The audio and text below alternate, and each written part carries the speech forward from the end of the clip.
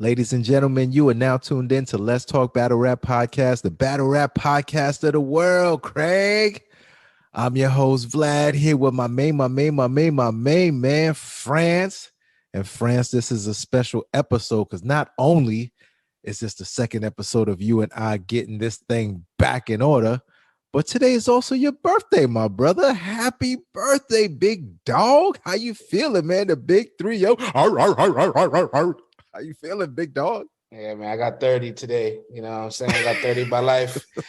You can have debatable battles when you get 30 in real life. Did you wake up and make the imaginary gun butt when you woke up this morning? I definitely pistol whipped myself.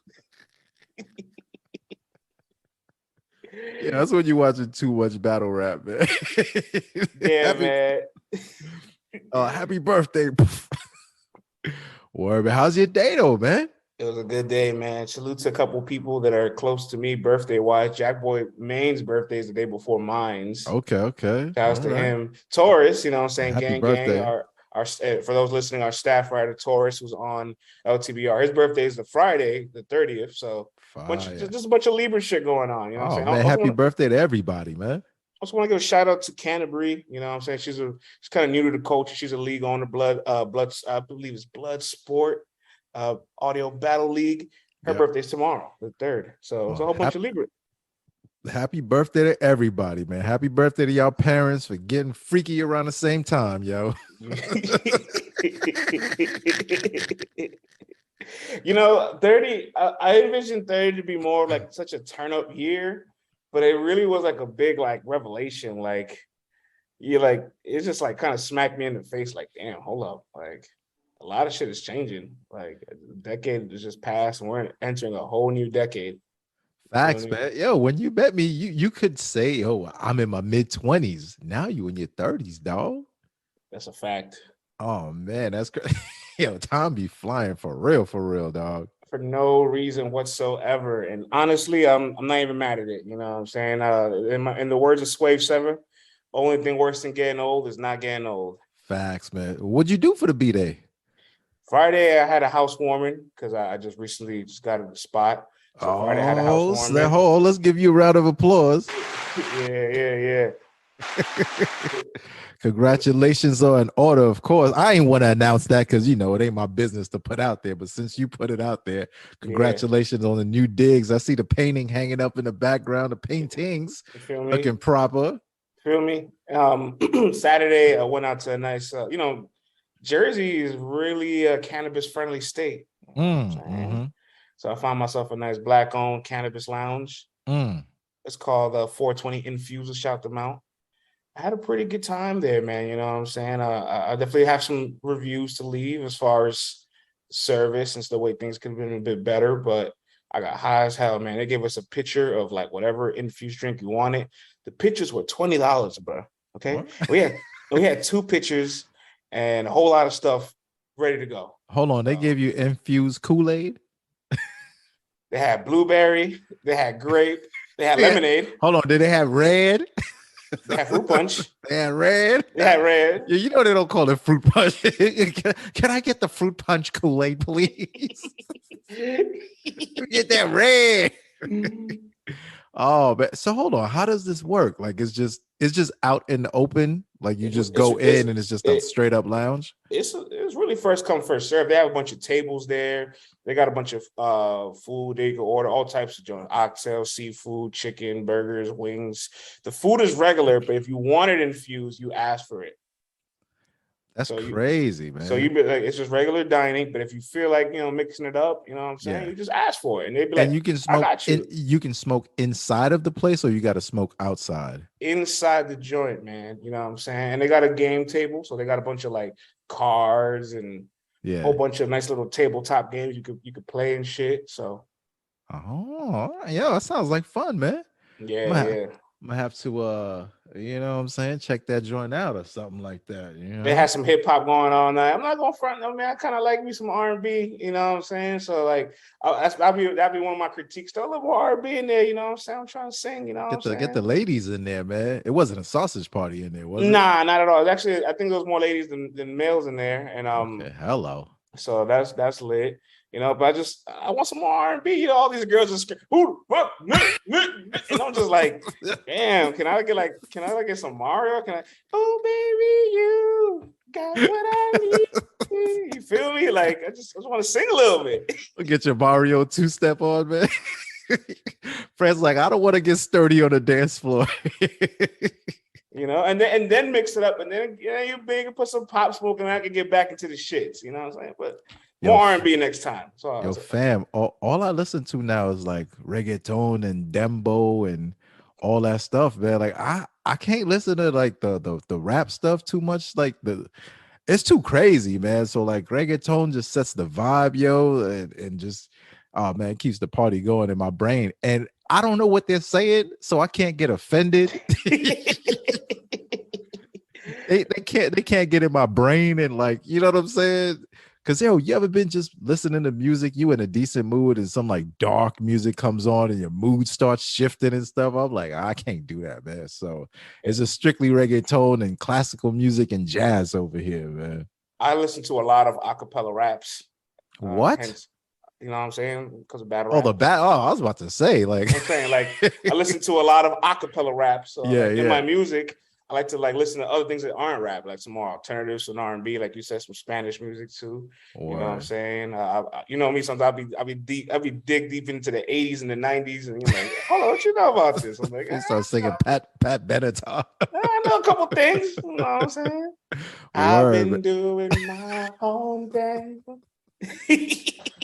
Group theory.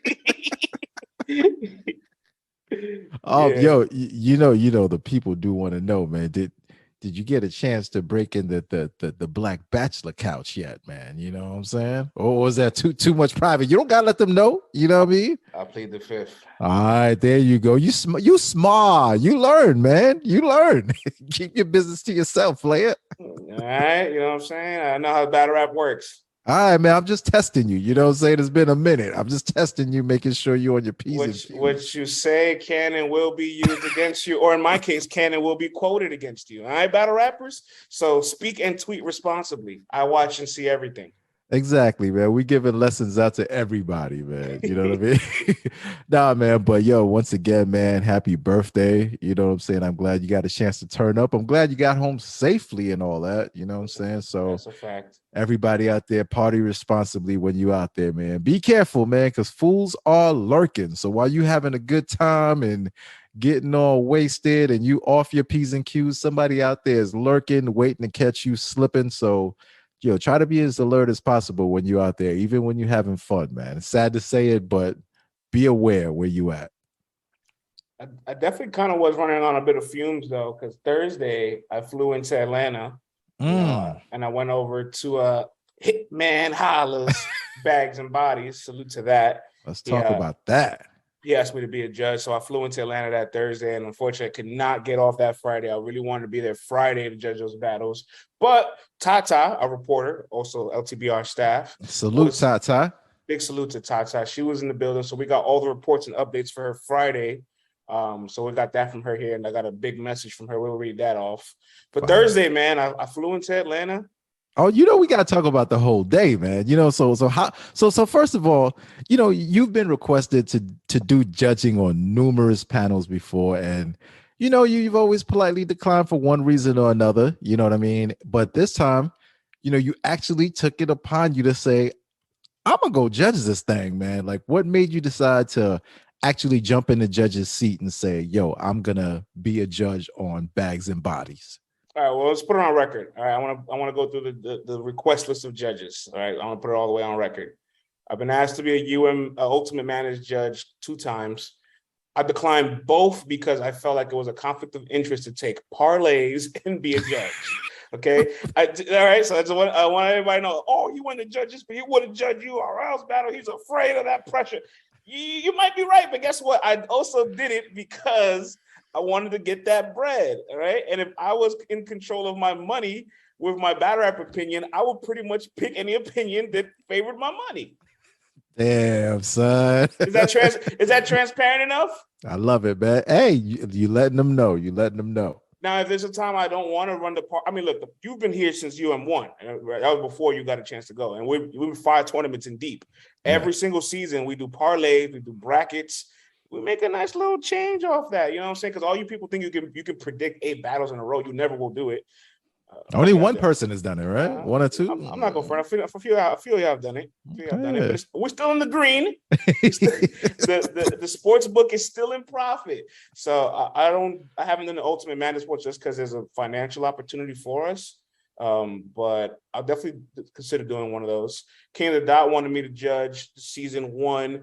Only reason I couldn't commit is that I worked Sundays at the time, and all their battles were on Sunday. So while I do watch the battles while I was working, it's different while I'm trying to judge it. So like I refuse to multitask and not give it my full attention.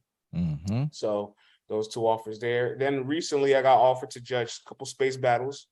Shout out to Rap Off, Ilmac, Frack, and all of them. They had a Jada Nightwing Bill Collector battle, fire space battle. So I decided to do that to kind of get my feet wet. And Hitman Holla asked me, and I'm like, for TV? How can I say no?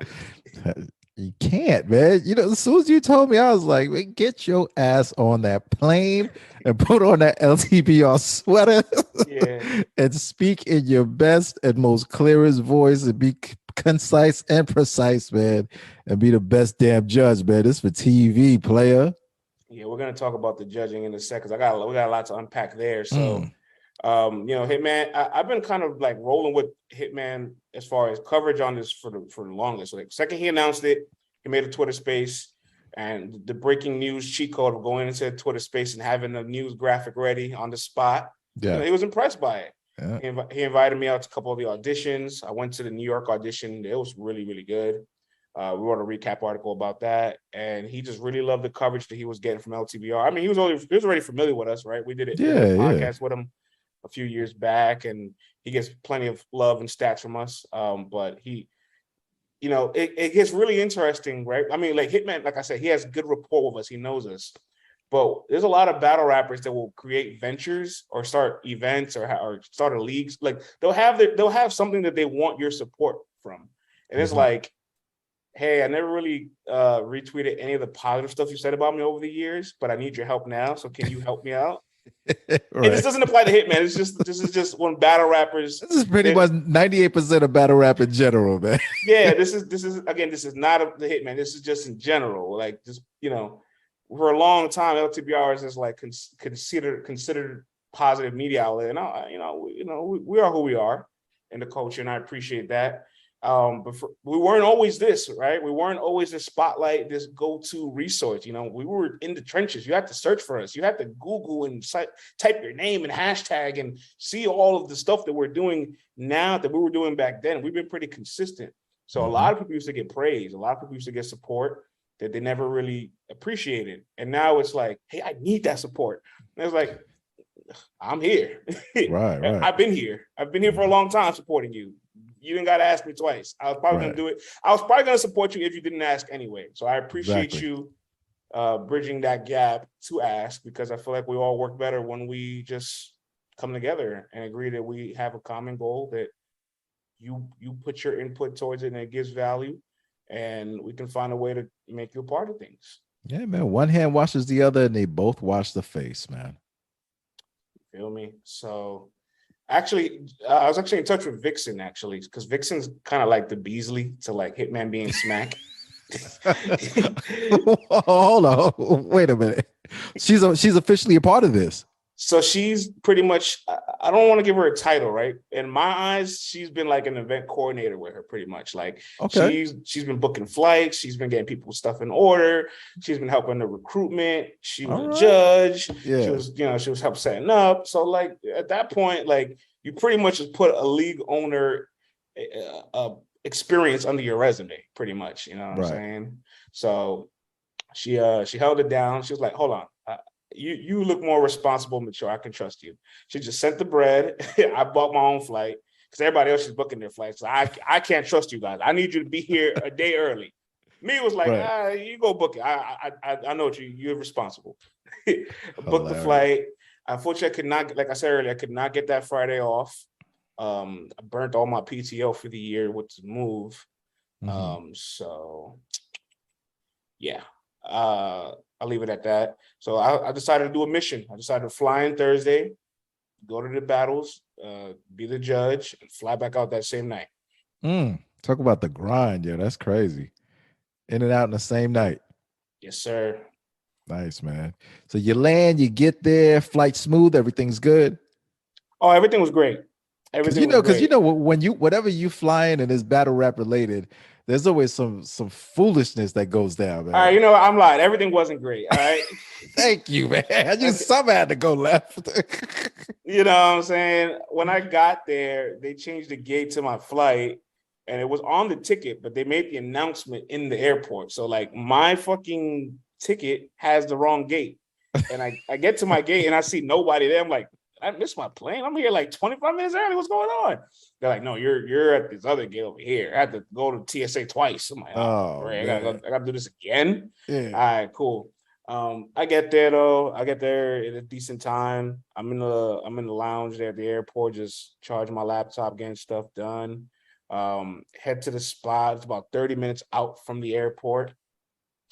When I get there, it's like you pull up in this drive-through, and it's just like this recording, like TV studio. It was mostly empty, but there was in the production room where the Ruin Your Day team was there shooting the battles. Hitman's there getting ready. All the battle rappers outside rehearsing or just like in their own corner, in their own zone, just getting ready because this is it. You know what I'm saying? For context, these battles that took place Thursday and Friday's battles, these were 16 contestants to battle for the final 8 spots that are available in the house. Okay. All right. So they've already given out 8 spots. There's an additional 8 spots that were open. So now 16 MCs are competing for the last 8 spots. Correct. So out of those 16 MCs, there will be 8 winners. Right.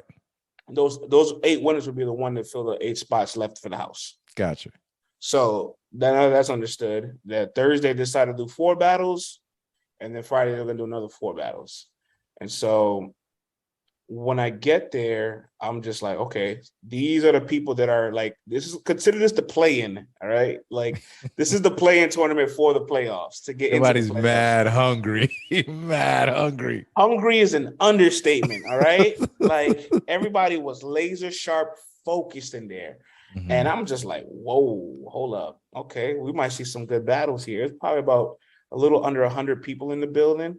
Okay. A couple familiar faces, Light Skin TV in the building. That dude is everywhere, son. Yeah. Yeah, he's everywhere. He's everywhere. Salute to him. That's a good thing, man. You in the trenches too. I respect those to be out. You know what I'm saying?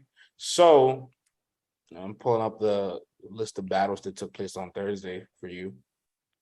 We get there and there's a judging table for us. So I'm going to be a judge with John, Viixen, and they just picked 2 other media reps that was there. They asked Deadass Talk and asked Light Skin Television to be judges alongside all of us. So they have 5 judges. And this is like full all out. Like, do they have the extra bags and bodies cameras there along with the battle rap recording crew? Like, do you feel the TV presence? Like, they got the boom mics and all that stuff. Like, it's crazy like that. Like when you're in there, it was just regular battle rap setup. This one was more regular battle rap setup. But there was a camera crew that was recording just everybody outside rehearsing and people talking, shit to each other. Like, like a shout out to Eon from Chicago. She's in the house.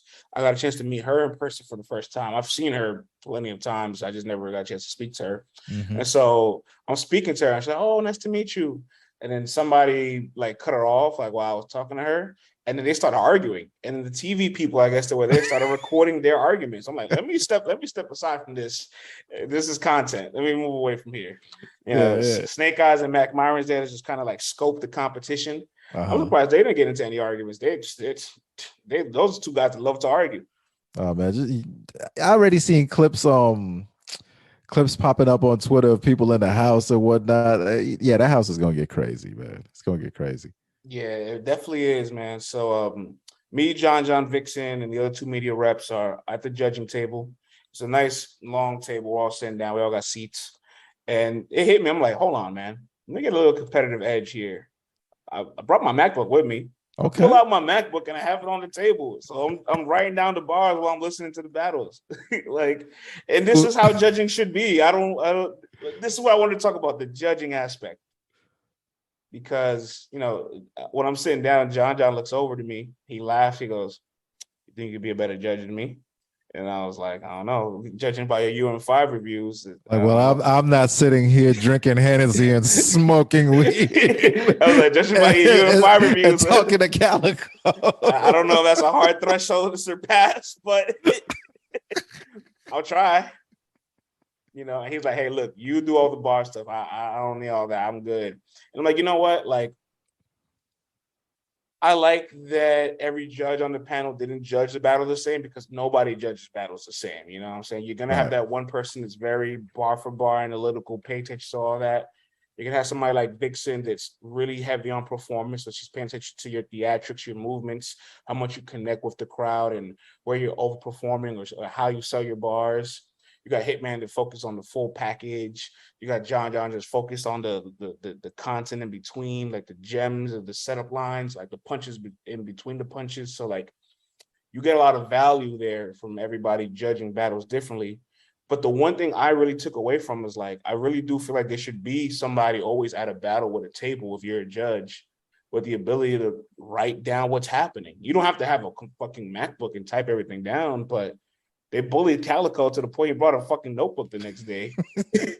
When he was a UM5, when he was a UM5 judge, and he stopped drinking. And it's because it's like, that's how you digest. That's how you can properly digest what's happening in battle rap. I feel like standing and watching battles and being in a crowd, like, there's too much of a distraction. There's not enough physical attention being given to the performers to catch everything. So you're catching a certain window of momentum that lasts with you, as opposed to if you're sitting down comfortably with a chance to write things down. So you're creating like pinpoints for yourself almost.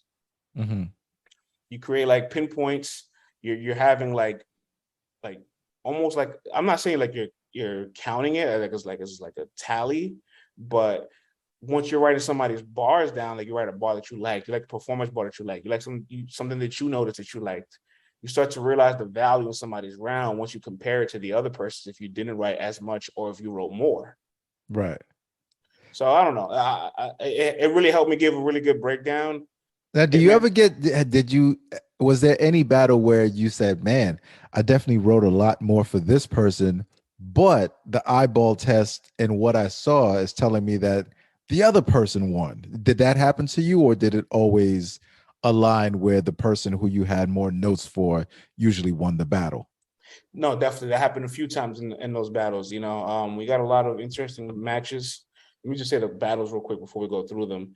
There was the God Yogi versus Yo Bowl Peanut, YK Soup versus Banks the God, Coach Coleon versus Jers, a brand new battle rapper. Okay.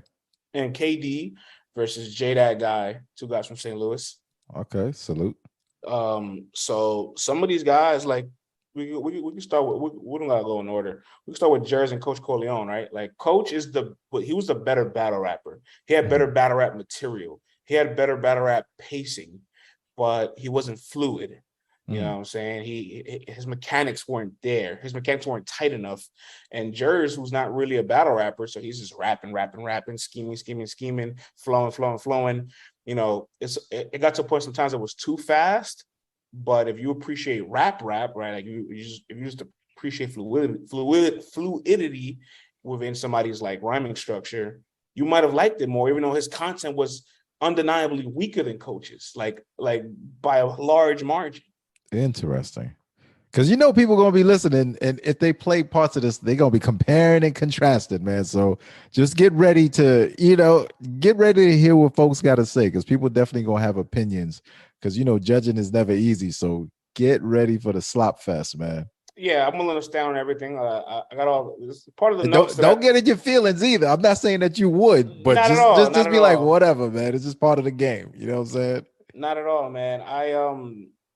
part of the notes was also like for me to keep that as like a reference. Because actually, after one of the battles, they came up to me like, "Yo, man, like I feel like you weren't catching all my stuff." And we can talk about it. Actually, the first battle of the night, right, was you like you mean this whack ass bar? I caught that.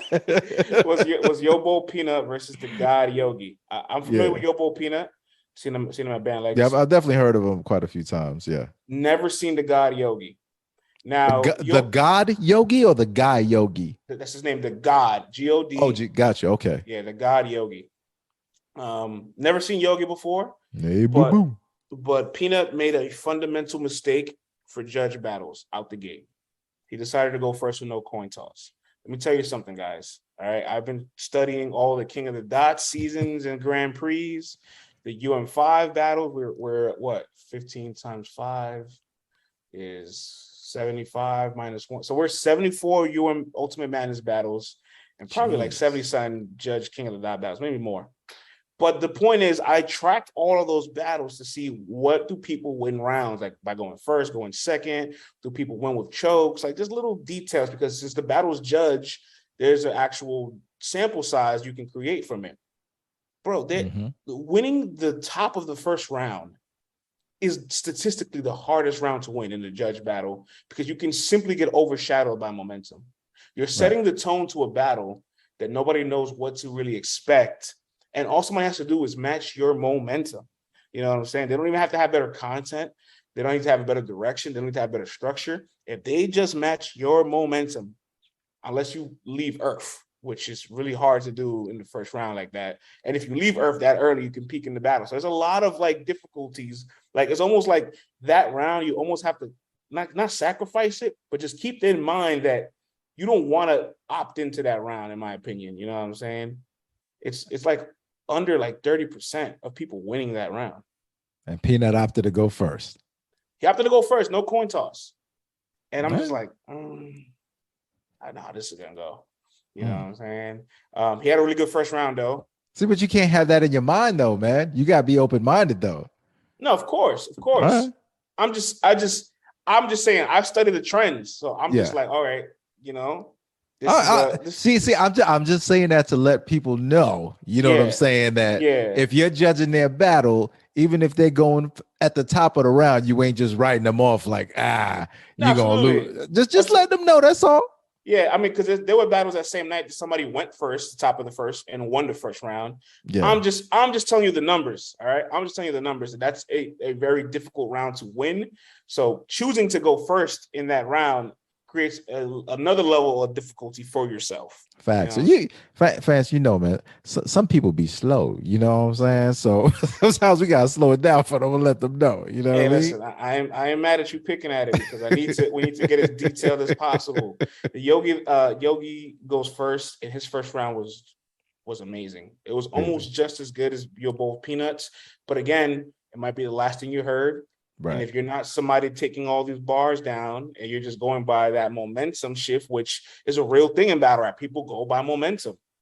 The person that goes last automatically has that advantage. Like, you know what I'm saying? Especially with time. It's a lot of little detailed factors that like just making that one move could be very costly. You know, I don't want to revert too far away, but a judge battle that you and I felt differently about the verdict. She happened versus JC. She didn't choose to go first, but I felt like his first round was better than JC's first round. And I genuinely believe that if he went second, it would have been received differently as opposed to him going first. But you and I still had him winning the round. Yeah, and I had him winning the entire battle. Same. You know, but you know, it is what it is though. JC won that. But no, absolutely. I feel you though. There's just moments where just like you going second just is that super advantage, especially if like you don't have certain skills. If you're not a rebuttaler and you can't snatch momentum back at the top of the second round, then going first automatically relinquishes an opportunity for you to have a freestyle rebuttal. Right. Absolutely. There's certain disadvantages that comes with. Obviously, there's also advantages of you setting a threshold. But Yo Bull Peanut was pretty good, man. His second round was amazing. Yogi's writing really good, bro. Yeah, I need to watch more of him because that guy. What league is he from? I've never heard of him before. Man, I apologize for not bringing the due diligence more, because I really should have actually done some more homework on him after seeing him. But the God Yogi, shout outs to him, because Hitman Holla and John gave you an incredible compliment. When we finished judging, we were discussing the battle. Hitman and John said he has top tier level writing. Oh, that was a big compliment. That's a huge compliment. You know what I'm saying? Do I have anything that he had quoted here, man?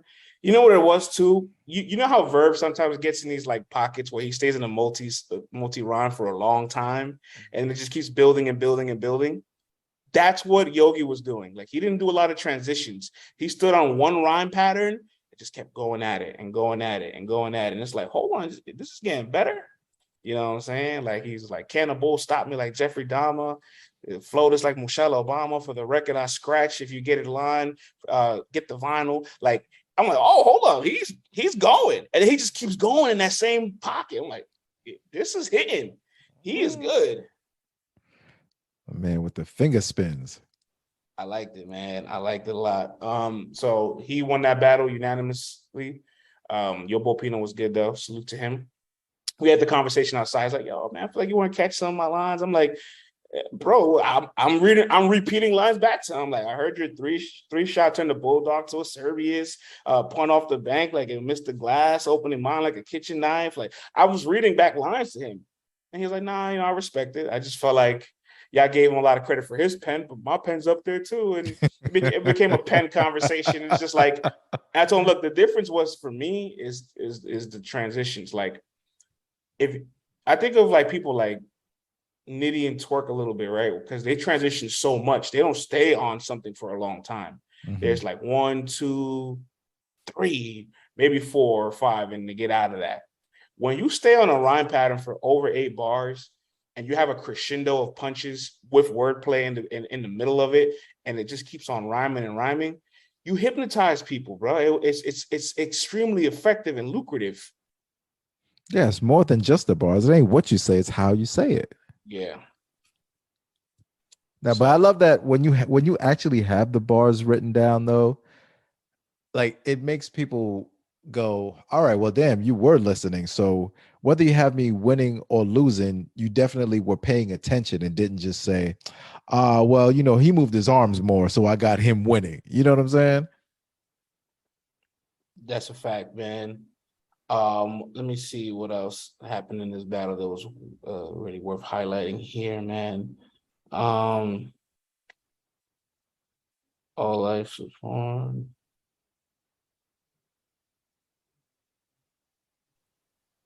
I don't want to butcher none of these lines, so I'm gonna leave it at that. But Yogi the God advances. I can't wait to see more of him. You know what I mean? The next battle was YK Soup versus Banks the God. Keep it a buck, man. I was underwhelmed for this battle. I've never heard of either one of these dudes. Are these like two brand new battle rappers? Like, because I know Hitman was saying that he was going to grab a couple of people that were not on the scene, were just totally like walk-ons, or were these two walk-ons, or these guys have been making the rounds in the lower circuits? You know what? I believe YK Soup is from Chicago. And Banks the God is also from the Midwest. Let me see where Banks the God is from. So I can make sure I can get these guys their proper just due, man. You know what I'm saying? Bank the God, I think he's from Battle Rap Society. Okay. You know what I'm saying? And salute to them. Yeah, YK Soup's from Chicago. It was a solid battle. Like, not even solid. I'm not gonna front. Like, it's just I respected a lot of the effort that went into it real, man. Yeah. I respect a lot of the effort that went into what they did. You know what I'm saying? So that's why, like, I don't want to shit on it. But It's like YK was just way too theatrical. Like it's like a performance for every set of line. You know what I'm saying? It's like, if I slide to the left, then I move to the right. You get uppercut in your face, and I knock you out tonight. Like, it's like, he ain't saying none of that, but I'm just saying, like, y'all can't see France right now, but he's performing. every single one of these lines. And if your man was doing that, then oh man, it's too much, man. It's too much, bro. It's too much. Like you exert so much energy from performing your setups that you have no juice for the punch. Not saying that you don't have juice for the punch. I'm saying that Right. the crowd's exhausted by the movements already. It's a You little know what I'm saying? distracting. It's very distracting. You know Yeah. what I'm saying? At some point, when you start moving around too much, people kind of like your words become like wah, wah, wah. Not to me. Not to me. I'm Right. listening to everything. But I've heard people's like, I cannot even follow what he's saying. I'm just following his movements at this point. Right. I That's how mean, you know what? That's how Jakkboy used to be for me personally. Like when he first came out, and sometimes it's difficult to hear with some, you're tuned in, but different voices and different, accents. Sometimes it gets a little difficult to hear. And then when someone is doing a whole lot of movements, you can easily just be like, oh, this guy is like a movement rapper. Just there's a lot of energy, a lot of movement, but what is he really saying? Until you are able to sit down and really dig a person's style. Sometimes, like you said, it can really turn you off where less really is more when it comes to performing sometimes. yeah, so he had a fast tempo, a lot of energy though, and I'm not going front. We always say this, you have to commit to performance, right? So YK is overly committing, so I can appreciate that effort from him, you know what I'm saying? But it's just the effort needs to be more calculated. Banks the God, first round, he slows the tempo down and just goes crazy. Like, I roll up in a GMC and put a small round slide in his top like a PSP. I'm like, Okay. You know what I'm saying? And so he's kind of in that flow like the whole time. And he has some performance, but obviously not the level of YK at this point, right? Because YK's performance is through the roof, too much. And that actually like gave Banks a major like edge. You know what I'm saying? Like, oh, okay, everything that he is doing wrong, I can do right. You know what I'm saying? He's going too fast, so I can slow it down and get in control. And so I thought he got that first round clearly.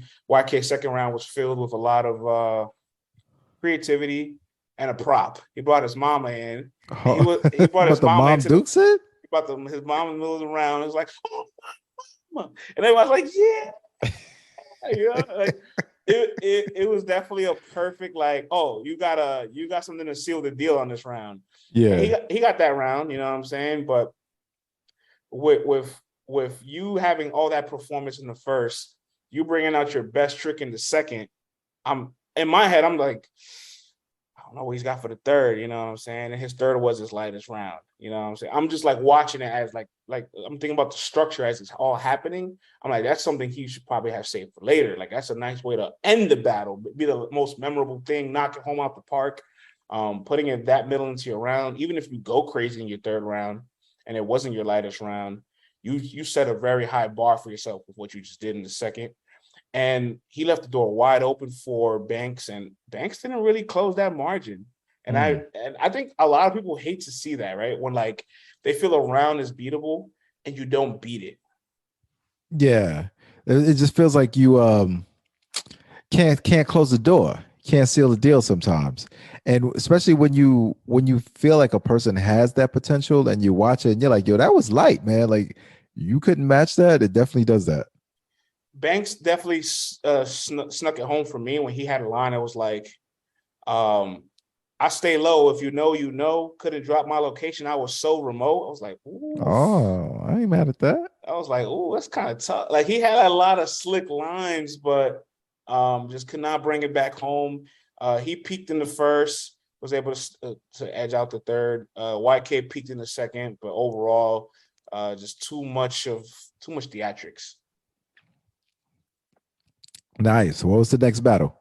Next battle after that was Coach Corleone and Jers. We were kind of just talking about a little bit earlier as far as like Coach being more battle rap structured and Jers being like a more fluid rapper.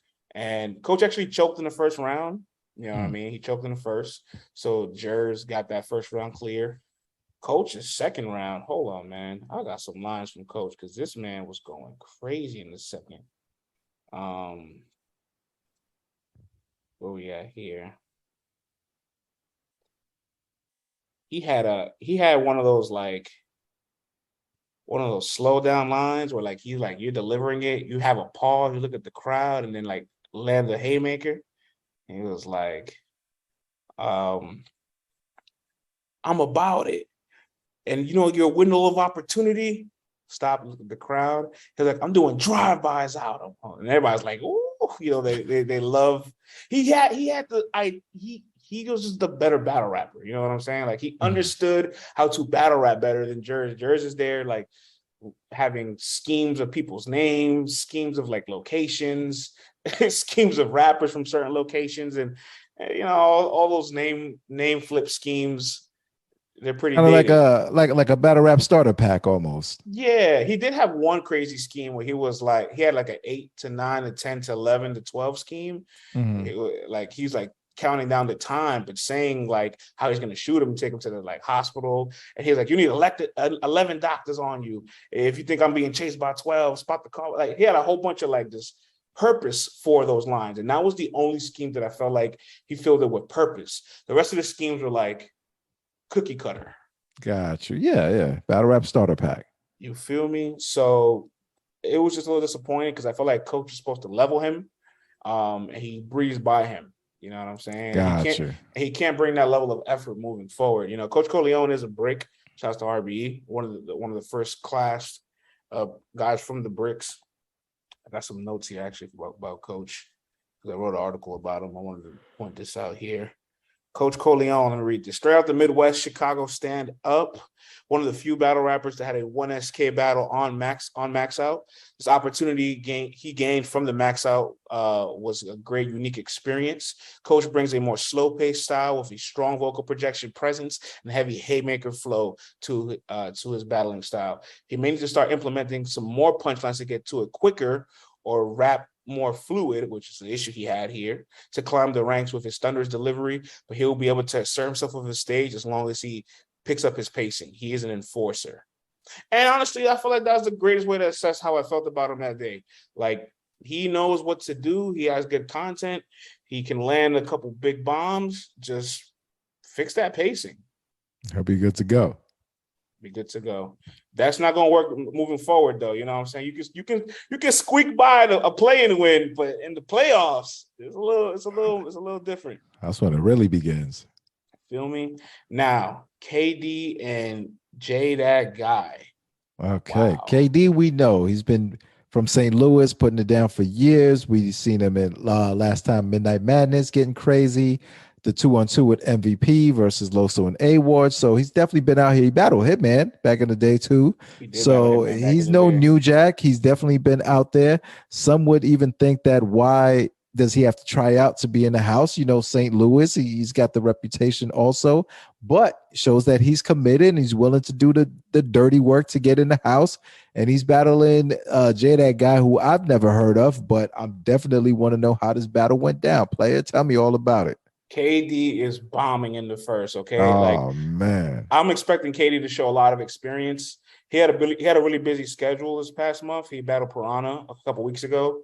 Bill Collector's new league, one Sudden Death Battle League. It was a one-rounder, but Piranha kind of like, respectfully, he kind of smoked them. Yeah. And I'm just thinking to myself, all right, if I'm KD, I'm load managing, and I'm putting all my best work for the house. So I can lose this one-rounder as long as I get in the house. That's all that matters. That's all that matters. All will be forgiven. So his first round, he is bombing. Okay, he's absolutely bombing, and he had one of these like AG worth 877 cash now. Like he had one of those like nice little jingles. You know what I mean? Son had a JG Wentworth bar. Yeah, like, and it landed. It exploded the room. What? Now I gotta hear this bar. Like 877 cash now. 877 cash now. But he was smart because he was getting a lot of crowd participation for certain things along the way. So they're like fueled up, and like he's saying it, and he like put it out there for them, and they knew what he was gonna say, so they all just loved it. God! At that moment, it was like the biggest reaction of the room. Y'all better not look crazy when this Georgia house. I mean, like they cheering for this. It's my cash and I need my cash. I need my cash right now. Hey, listen, there's credible battle rappers on camera going crazy. So if you feel that way, point the finger at them too. Right? Yeah, all right, okay. His pacing was imperative. You know what I'm saying? He was on point. He was on point. Now, that guy, I'm not going to front. He kind of his style is a little bit like Kid Slade's, laid back, gritty, punches, talks to you, but has a lot of humor. So I'm thinking to myself, how the hell does he win this first round? The brother showed mad heart and did not give up and just landing and landing and landing to the point where it's like, oh, he kind of keeping up. We got a battle. Oh, he making it kind of even. Oh, he might have stole the round. What? Not for me, not on my scorecard. Uh-huh. But I know some of the other judges definitely had him edging that round towards the end of it. He went crazy. Now, did he have a bigger bar than the JG Wentworth bar in the first round? He had a lot of like, I'm trying to talk to you while I punch bars. You know what I'm saying? Oh, there's a lot of the talking and punching dudes now, man. Yeah, that's a real. I mean, look, shout out to Eazy. Shout out to Eazy, but the thing is, like, we're getting to a point where people like I see what people like angle on these stages, and everybody's like, "Is angling dead?" And it's like angling's not dead. It's like nobody wants to stay on one topic without there being entertainment and punches in between. So Ace Amin, who's talked to me a long time ago about like angle punches, where you're building up the story of whatever you want to portray, specifically tailored for a punchline. Fonz is really good at it. A lot of people are good at it. And that is the best way to kind of break somebody down while still staying in punch mode. And so that let me talk to you and punch at the same time. If you find the perfect like way to weave in and out of both, like you're gonna find success every time you rap. No, facts, man. No, that sounds good. So fire first round.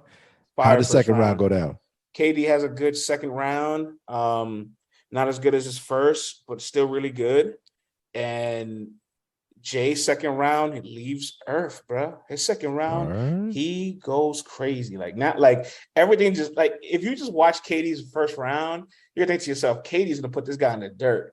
Now Jay matches, not only does he match him, but he steals that same momentum. And now he's like kind of like in a commanding spot for the battle. You know what I'm saying? What Jay said, I got some bars here from Jay. Let me see. I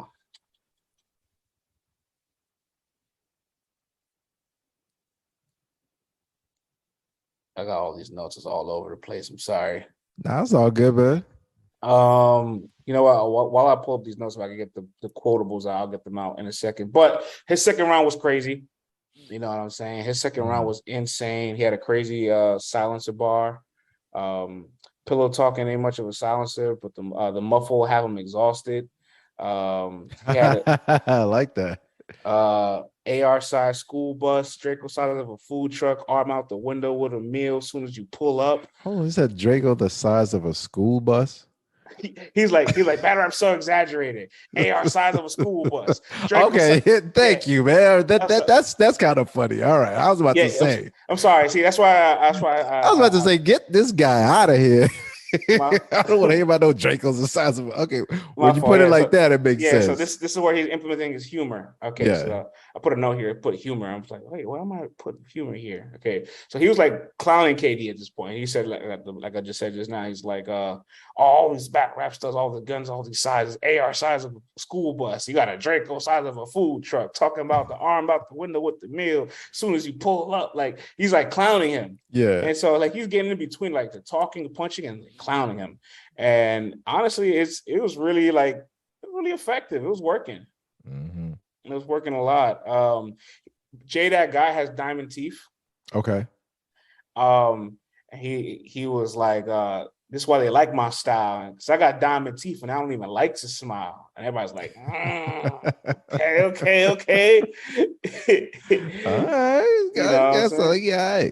He has some content there, man. And so KD opens up his third round with a rebuttal. Okay. The shit was lit. He needed it. You know what I'm saying? He had some crazy, he had this crazy Anne Frank bar. He was like, he was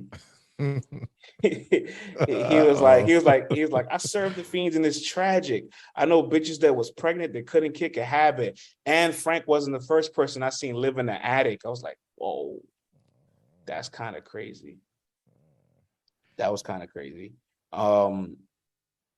He had so much, man. They were just going back and forth. And so KD has a really strong third round.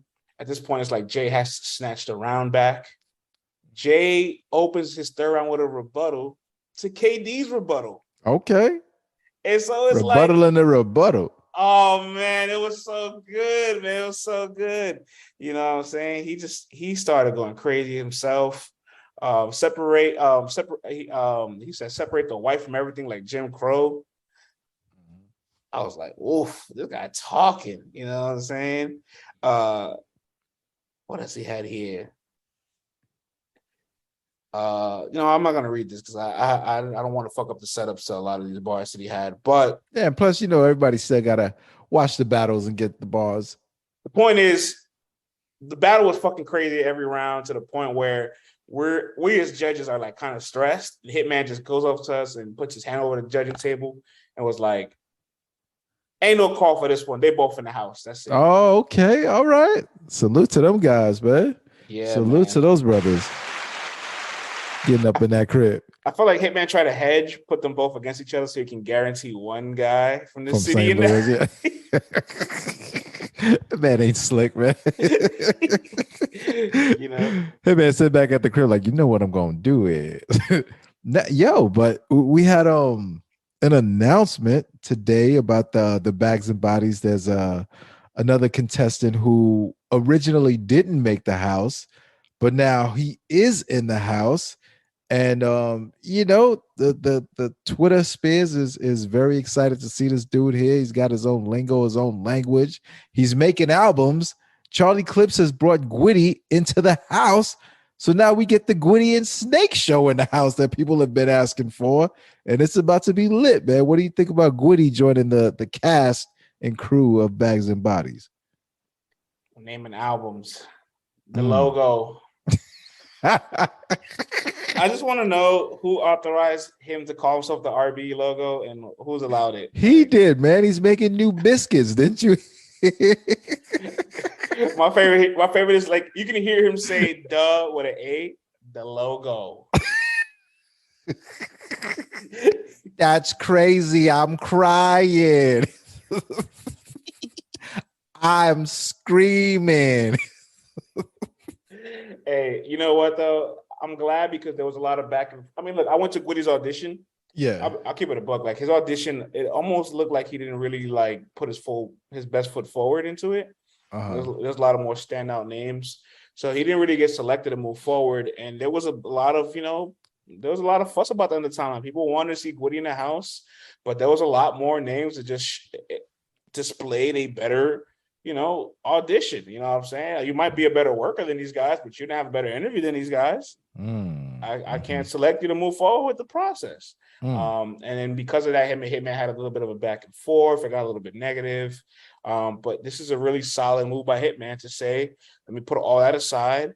I know the demand. I know your personality. I know the potential. Let's get Gwitty in the house.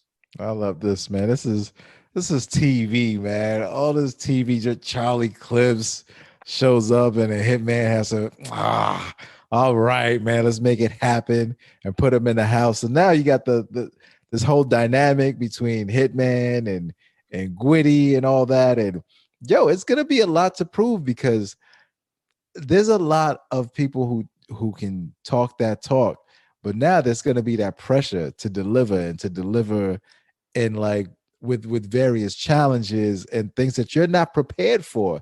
People can get prepared for a battle. Okay, I got a battle next week. I could try to cram within that 7 days and deliver something. You get used to this, but if they're going to wake you up at 3 a.m. one day and say, oh, we're going to go for this jog. And then after the jog, when everyone is out of breath and now y'all got a battle and stuff, you know what I'm saying? Like this, you can't prepare for what you don't know is going to be in front of you. So it's going to be real interesting to see who's going to be able to deliver under these circumstances.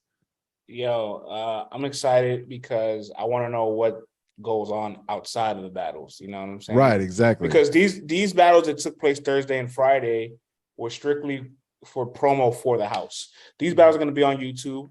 You know what I mean? So they're going to be on YouTube. They're going to be used as promotional tool for the season, because I believe the season is going to all be taped and then aired afterwards. So I can't wait to see what all of the challenges in between the houses like, because that's where you really get to see who's about it and who's not. You know what I mean? All those spontaneous little tasks and challenges and obstacles that are placed in front of people. Like, there's a lot of good people there to rap, you know what I'm saying? But how can you adapt when I have you do something that you have no idea what the fuck to do and you have to get it done within the next hour? Yeah, exactly. No, it's gonna be fun. You know what this reminds me of a little bit? Remember the White Rapper show? Where do you remember that? Oh, you're probably too young for that. Look at that. That reaction on your face says it all, man. He's like, what? What you talking about, Willis? All right, so way back. Way back in my days, right? Yeah. There was once a show called The White Rapper Show. It was produced by MC Search. And basically, after Eminem blew up and people wanted to see if they could find the next great white rapper. So they got white rappers from all over the country, and they brought them all to one house. Matter of fact, Persia was on that. Remember Persia, who battled what's her name, man? Homegirl. From the Blaze battles? You know Persia. She battled I know. I'm familiar with Persia. Yeah, she battled the chick that's in media. I forgot her name, man. But anywho, so they had them doing all sorts of crazy challenges. They took them to the hood. They had to go into a barbershop while everybody's cutting hair. They walked up in there, the whole barbershop stopped and went, what? Like, yo, what y'all doing in here? Like, yo, we rap. They're like, a whole barbershop started laughing, and they had to rap in front of everybody. They had to go do all sorts of like talent shows, go to the projects, all this stuff. So it was pretty dope, man, to make them go through it and appreciate, how hard it is to become a successful MC out here. And it was dope because they brought them through the trenches of what a rapper really has to go through to become, a rapper's rapper. So it was pretty dope. So I'm hoping to see something similar to that with this show also. So, but check it out though. It came out in either the late 1900s or the early 2000s. You know what I'm saying, France? I know everybody can be like, France don't know a white rapper show? I can't believe it. Oh, yes, guys. Yes, it happened. All the old heads going to be coming at you now, man. Hey.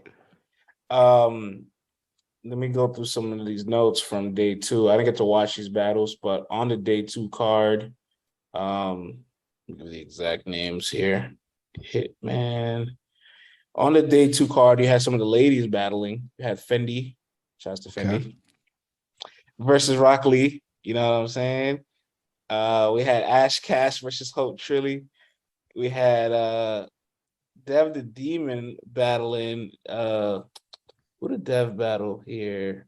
Hey, man, he changed his name, man. It's Foet Dev now. You know what? You're right, but the flyer says Dev the Demon, so I'm reading the flyer. Oh, man. I apologize. Foet Dev. I apologize. I'm just reading the flyer, so don't mind me. But it's all right. Foet Dev versus B-Mac, but the flyer says Dev the Demon. And they also had EJ Moore versus PG. So, and Cali Smooth also battled. Cali Smooth battled Roscoe Wells. So here's some updates from Tata. Says Fendi won her battle against Rock Lee. Salute. You know what I'm saying? Hope Trilly caught a dirty 30. Oh. Ash choked the last 2 rounds. Yikes. Shouts to Dev, man. I love Dev. That's my guy. I got to give him a call back. He gave me a call earlier today. He lost to B-Mac. I was really looking forward to Dev being in that house, man.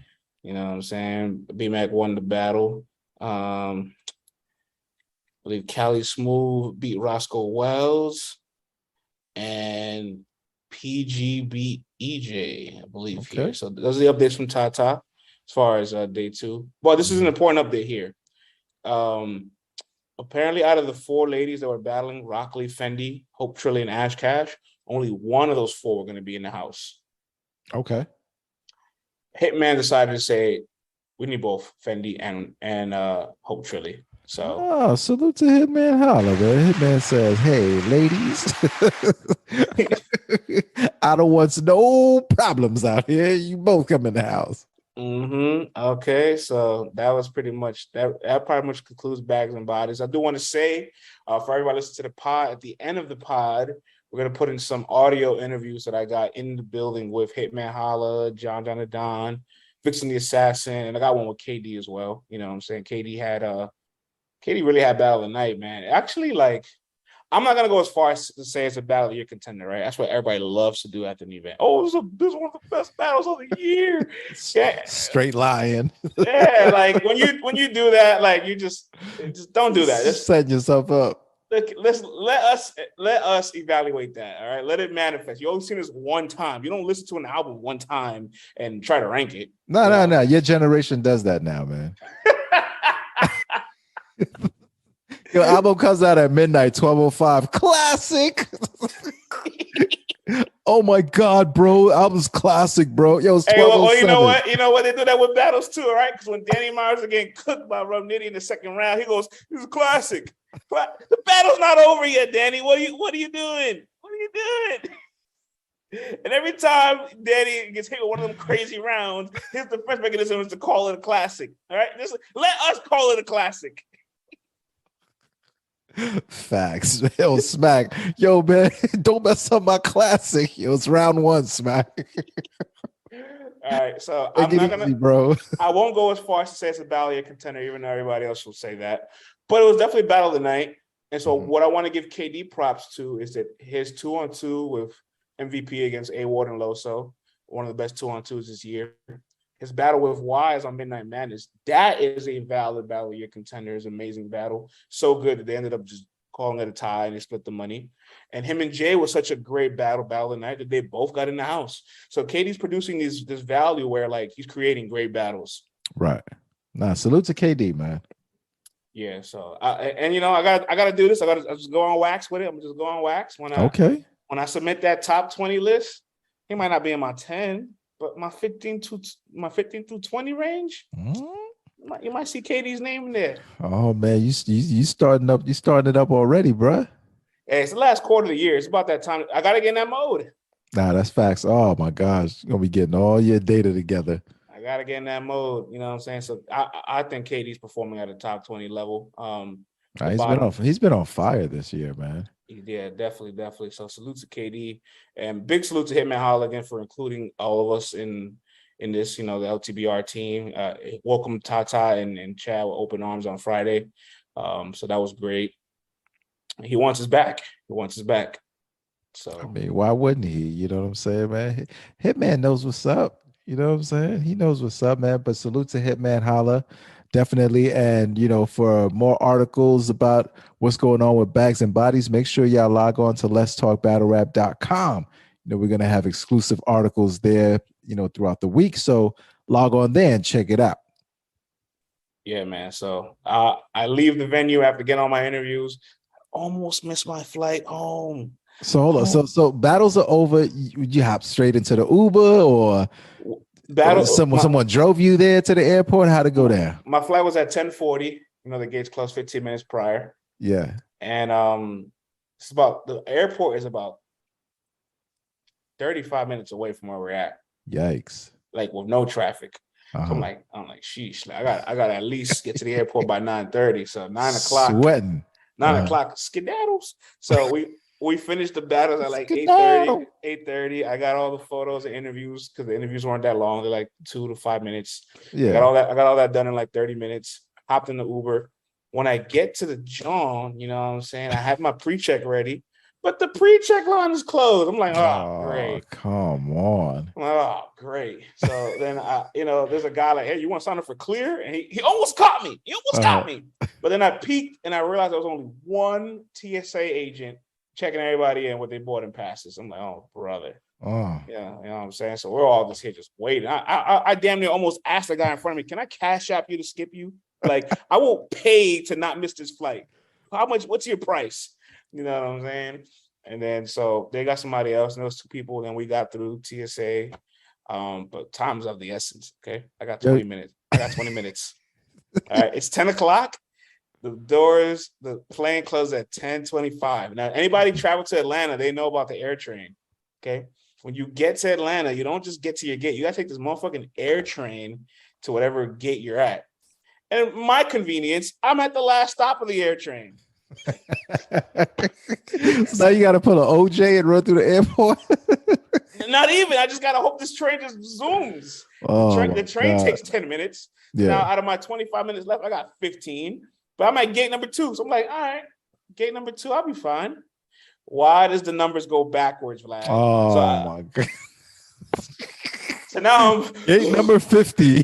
So now I'm just like just trying to make it, because I'm like, I'm not staying here for 5 hours to go back Friday morning. I'm not doing it. Son's running on fumes. He's like, I will not be having Chick-fil-A for breakfast. I will not. Hell no. Everything's closed already. I'll just be there starving for hours. Like, that's where the place will really go crazy.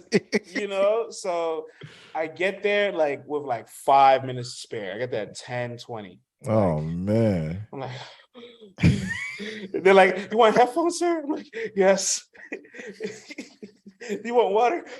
Yes.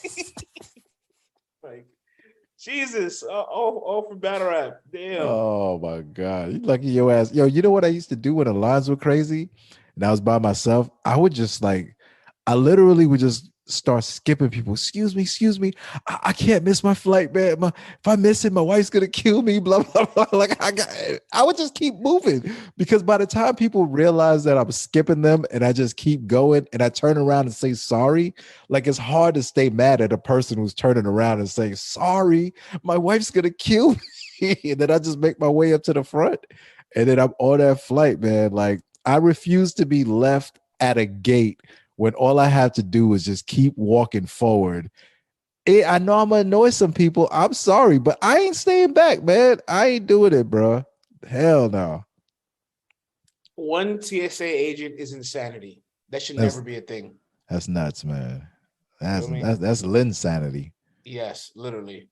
But we made it back home, so all was well. Thank goodness, man. Flew into ATL and flew out the same night, man. That's crazy. Yeah, I got a nice night of sleep. Lucky for me, I'm not that far from the airport. I got home in less than 20 minutes. Nice. I got a nice night of sleep, and I woke up to a notification. What that was?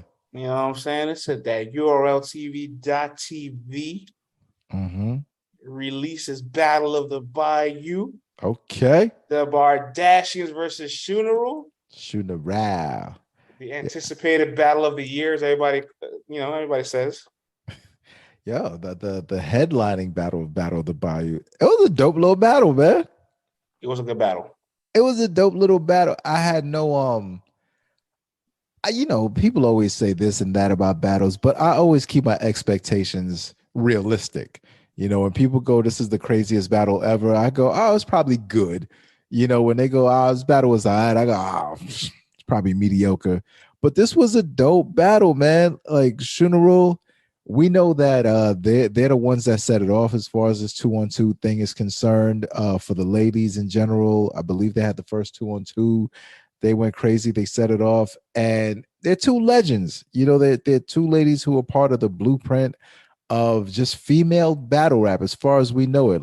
These are two of the women that girls look up to and they want to be like, as far as career wise. And Bardasians, we already know they got the premier crew in female battle rap. And salute to Jazz the Rapper. Normally you got the stats, but this time this was Jazz the Rapper doing 2-on-2s on back-to-back nights. One on Saturday with Lou Castro in the DMV area, and then the next night in New Orleans with Official. Crazy turnaround time. Dope ass battle, man. Yeah, that's typical for anybody, especially somebody like Jazz, where you don't expect her to battle that frequently, that back-to-back. But she really wanted to challenge herself. And I really appreciate that. You know what I'm saying? That's 4 rounds, 2 partners you have to memorize in a span of 24 hours apart. There's definitely some mental fortitude and discipline in your preparation that's required to be successful in that kind of situation. And Jazz the Rapper did that. In fact, I actually got a little bit of I got some clips of the battle. Yeah, dog, you know, it's crazy enough preparing for two battles that might be back to back. We know a lot of people have, not a lot of people, but there's been a handful of people who've done that successfully. But to prepare for two battles consecutive days in two different partners, like you got to be borderline multiple personality disorder to be able to do something like that. Like that's nuts. Or just extremely social and travel all the time and have a high tolerance for alcohol.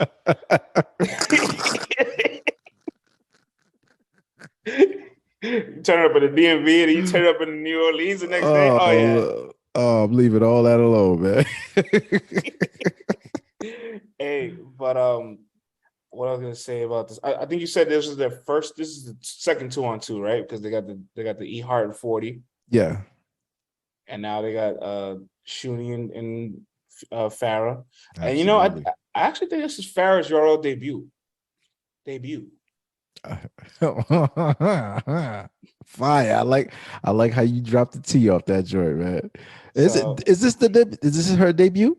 I mean, like if you're gonna count what she did on Caffeine, right? Like because she battled on Caffeine and Queen of Ring URL joint, but like just URL. Oh, straight up URL. Okay, yeah, yes. Straight all URL, right. Like this is it. You know. Yeah, I was about to say, what did I miss? Yeah. You know, so and I gotta be honest, man. I kind of let me know if I'm bugging. I want to know if we're on the same page here. I felt like she was the MVP of the battle, low key. Yo, you know what? She definitely did not let me down. Put it to you like that. She definitely showed up and showed why she has that fan base and that stan base, why people hold her in such high regards. Because you know, there's been a few times where we've seen her not at her best. But a few times. A lot, many times. I'm trying to be polite here. You know what I'm saying? We can keep it thorough. It's been a few years since we've seen a good Phara. All right, most certainly, man. You know, we expect her to not to finish the rounds because that's just what has happened. You know, so to see her show up and just be able to deliver 3 rounds, it's like, yes, this is what we've been waiting for. Like, this is what we know you to do. Like, she has a lot of intangibles that the other girls, especially the ones with the pens and all that stuff, just, don't possess. And it's like her pen is good enough. The bars are good enough, but are you going to be able to deliver them for 3 rounds? And, Shuni has had this problem also. So now it's like you get them both together and you go, yo, either they go choke and fumble all over the place, or they're just going to neutralize each other and they're going to be perfect and support each other the entire battle. And we got the latter and not the former, man, which made for a great battle, yo. At one point in the first round, Phara was like, fuck you both for saying I'm not a legend. And then she said it again. She felt that from her gut, yo. Yeah, you felt that one. Like, you really felt that one. And you know what? Like, straight up, I've been critical of Phara for the last couple of years. Like, I just haven't seen the clean Phara. I haven't seen her like give that effort, that level of performance that I expect from her. And look, to keep it 100, that's what's projected at this point, because it's been happening so much to the point where our prediction polls and on our LTBR pages, they were like 11% underdogs, bro. Like they had Bardasians win at like 89% and Shooneral at 11, and that's just because Shuni and Phara don't have a track record of being clean in a lot of battles. You know what I'm saying? And that's fair. So if you're going to be skeptical of that, I think it's a very fair skepticism to have. However, they're winning the battle on the app 67% to 33%. Which is a little bit more than I thought, man, because I'll tell you, watching the battle, now I didn't watch any of the recaps of bloggers. Let me correct myself and update it. It's 62% at this moment to 37%. All right, a little closer. Okay. Now, I didn't watch any recaps, so I didn't know who people in the building thought they had winning. I wanted to watch it with fresh eyes. And first round, man, Bardashian set it off, and good round. They're going to set up the... Go ahead. I got a clip. Oh, go for it, player. They the first female 2-on-2. How the fuck could we compete with that? So when y'all say they mesh better than us, who are we to disagree with that? Because when you look this way, you look this way. I guess they sharing each other's energy. When you rap that way, you rap that way. And that's really how friends should be. Then you fuck Fetty. Oh, they really looking like frenemies. Y'all the chemistry. Nah, man, fire chemistry. But your fire chemistry, what you expect But dog, I gotta tell you, man, when Shooneral started rapping, it got crazy. They instantly matched energies. They were able to bring that to them. And I also saw them just using new slang, like how these new cats now they use the term "I'm up it and dump" and and when they use that bar, I'm whatever, I'm cocaine, I'm ecstasy. We both uppers. Ooh, and I was like, yo, yeah, I got that, son. That was The bitches that act tough, it don't matter because we know jumpers. Don't trust us. One bitch get out of line, we both know this shit happened before. Bitch thought she wanted smoke, then we both jumped up. You could get the cocaine, ecstasy, we both uppers, never scared. Yo, that was fire, man. See, here was the difference to me, right? Now, all four of these girls are from the hood. We know that. Women. Excuse me. Oh man, this ain't 2017 anymore, man. All four of these women. Do I gotta say cis women? Ladies work too. These ladies work too. But how do we know they're ladies though? I don't know them personally. I don't know if they're kind-hearted ladies. No, I'm just messing around. No, but all of these and you can't say females because they're gonna be like, you can't call us out. No, but all four of these ladies, we know they're all, from the hood and all that stuff. But man, after Shooneral's first round, it was like, okay, they may be from the hood, but Shooneral is of the hood. Like it was that gutter concrete street. Like you felt every bit of that joint. You know what I'm saying? Like they were able to take you to the intricate part of the streets that maybe Jazz is not going to take you to. You know what I'm saying? Like, Jazz is from Brooklyn. She's from the hood also. But, she'll let you know, hey, man, I'm just a girl who likes rap and I just do my thing. You know what I'm saying? But you could feel like, you could tell Phara's fingernails have been on some things. You know what I'm saying? You could tell that Shoonie's been through some things. You know what I mean? So that came out through that round, and you can tell that it's almost like, okay, we're in official's home. We got Jazz. Everyone's writing us off already anyway. But we know who we are. Like, what do we have to lose? Let's just put it all out on the table. And I felt like that first round, man, I felt like they outwrote Bardashians in that first round and out-delivered and outperformed them in round one. Like, it got kind of crazy, dog. When Phara told Jazz, you Spider-Man, you just gangbang, fight crime, and go back to your room. Oh, yeah. I was like, oh, hold up. You know what, too? There was, I don't know if you noticed this. There were moments where Phara got reaction prematurely. Yeah. She would bask in it, and Shoonie got right back. Like, no, don't stay in this. Let's go. Yeah. Let's go. Let's zoom. And that level of focus lets me know like they heard the criticisms of like, oh, we don't expect y'all to be clean, and they took their preparation extremely serious. You know what I'm saying? I don't think that by any measure there's any expectation curve. I just want to highlight how much of an underdog they were to people, and now they came out victorious statistically. The battle's still debatable, but statistically, like they were on one side and then now end up on the other side, which goes back to show everybody the talent gap sometimes is not that far apart. These are four women that are all-time greats in as far as female battle rap goes. And I'm not gonna lie, like back to the battle, some aesthetics really mattered to me. Like I loved Shoonie and Phara matching, and there's something about Jazz and Official not matching. Right. Kind of threw me. It threw you off too, right? A little bit. Just a little bit, man. Just a little bit. Just a little bit. It was like, yo, we're not even both putting on jerseys. Like, it's one thing if Jazz would have came out with like a Knicks jersey and Official had the Jazz jersey. All right, okay, boo. We both got jerseys, but it was like, all right, man, just put on whatever. And these two came out with the Eddie Murphy red leather pants, you know what I'm saying, man? Fitted white tops, the wigs and all that. Like they were ready to go, man. They held it down. No, they sure did. The battle was fantastic, though. It's probably the only battle from that NOLA card that the people didn't lie about in the building. You know what, though? All right. We're being 100% honest about the battle. their first round was so crazy that as you're going into rounds 2 and rounds 3, I'm like, if the people want to say Bardashians won, I'm not mad.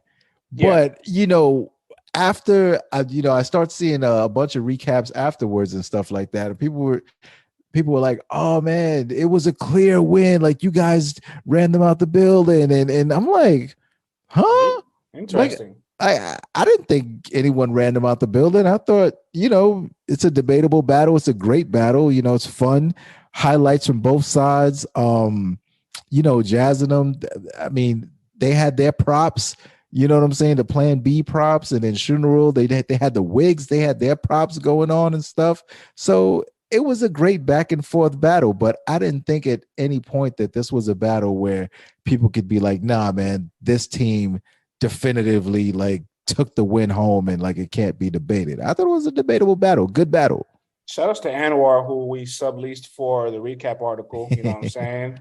And I appreciated his efforts. He definitely said that it was like super debatable in our recap article that he put in there. Yeah. Which was, I'm not going to front. He was fairly accurate with a lot of the way the battles are recapped. Well, I can't say the same for a lot of the other media that recap these battles. You know what I mean? But like that first round from Shooneral was so good. They definitely put the Bardashians in catch-up mode, but I thought their second round was better than their first. So good or reliable, 1-1 going into the third for me. And you can kind of edge Shooneral that third round. That third round is like super toss-up. Like, so I'm like not really gonna argue it because I feel like everybody's like, there's an interview on Uncle Ra's camera after the battle where like official kind of starts to like tear up because she felt like she put on a classic with all these ladies as a main event in her city. And they're like, don't cry, because if you cry, I'm going to cry. Oh, yeah. Bitch, don't cry, bitch, because I won't cry. Don't cry, friend. And it was honestly beautiful, man, because it's like, you know what? Like, on one side, Jazz just accomplished something that she never would have imagined she could do. You know what I'm saying? If you told me years ago, like, yo, you battle back-to-back days? Hell no. You do 2-2-2s back-to-back. Maybe. Dude, you got to think about it, man. This is a girl who would go years in between battles. Years. And now she's battling 2-on-2s on back-to-back nights. Like, this is a new day in battle rap. People are realizing I can't sit around for years anymore. Like, I got to make my mark now. So she did the unthinkable, something brand new in her career. It's a new milestone for her. Both of them are main events. Official headlines, URL's first event in her city. Fire. Phara makes her URL debut, if you don't count the Queen of the Ring / URL caffeine battle. Just strictly URL, not Queen of the Ring. And Shoonie is having a great year, some will say. And they both kind of went against the grain of criticism that they couldn't be clean and rose above it. So everybody felt this chip on their shoulder, and they felt like they lifted it, and they all did it together in unison, where like all four of them won. You know what I'm saying? So yeah, this is definitely a battle where everybody won. Yeah, like I'm not trying to be like cliche, like, oh, I don't have somebody winning. Like, it's a 2-on-2. Like, even if I have somebody winning, it's a double. I'm not gonna overly credit like 2-on-2s and 1-rounders. They depend on the content level for us to figure out how the magnitude of effort and worth and value we give it. But this one has extreme value and worth because of all four of these women persevering, all four of them putting on a really great battle. I wouldn't call it the battle of the year, but if I made a list of 10 battles of the year, it go on my list. Facts. It was a fun, France, man. I do gotta address something that I saw in this battle. Talk about it. Jazz the rapper.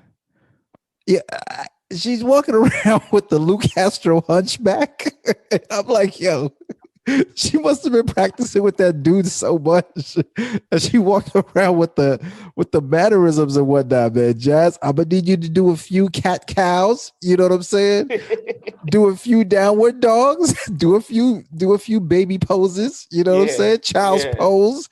And loosen up that back a little bit. All right, easy on the push-ups and relax a little bit. All right, man. Like, I don't want to see Jazz Castro walking around on that stage anymore, man. I need you to go back to jazz mode for a second there. All right, that's all I wanted to say, man. She was walking around with the wow back.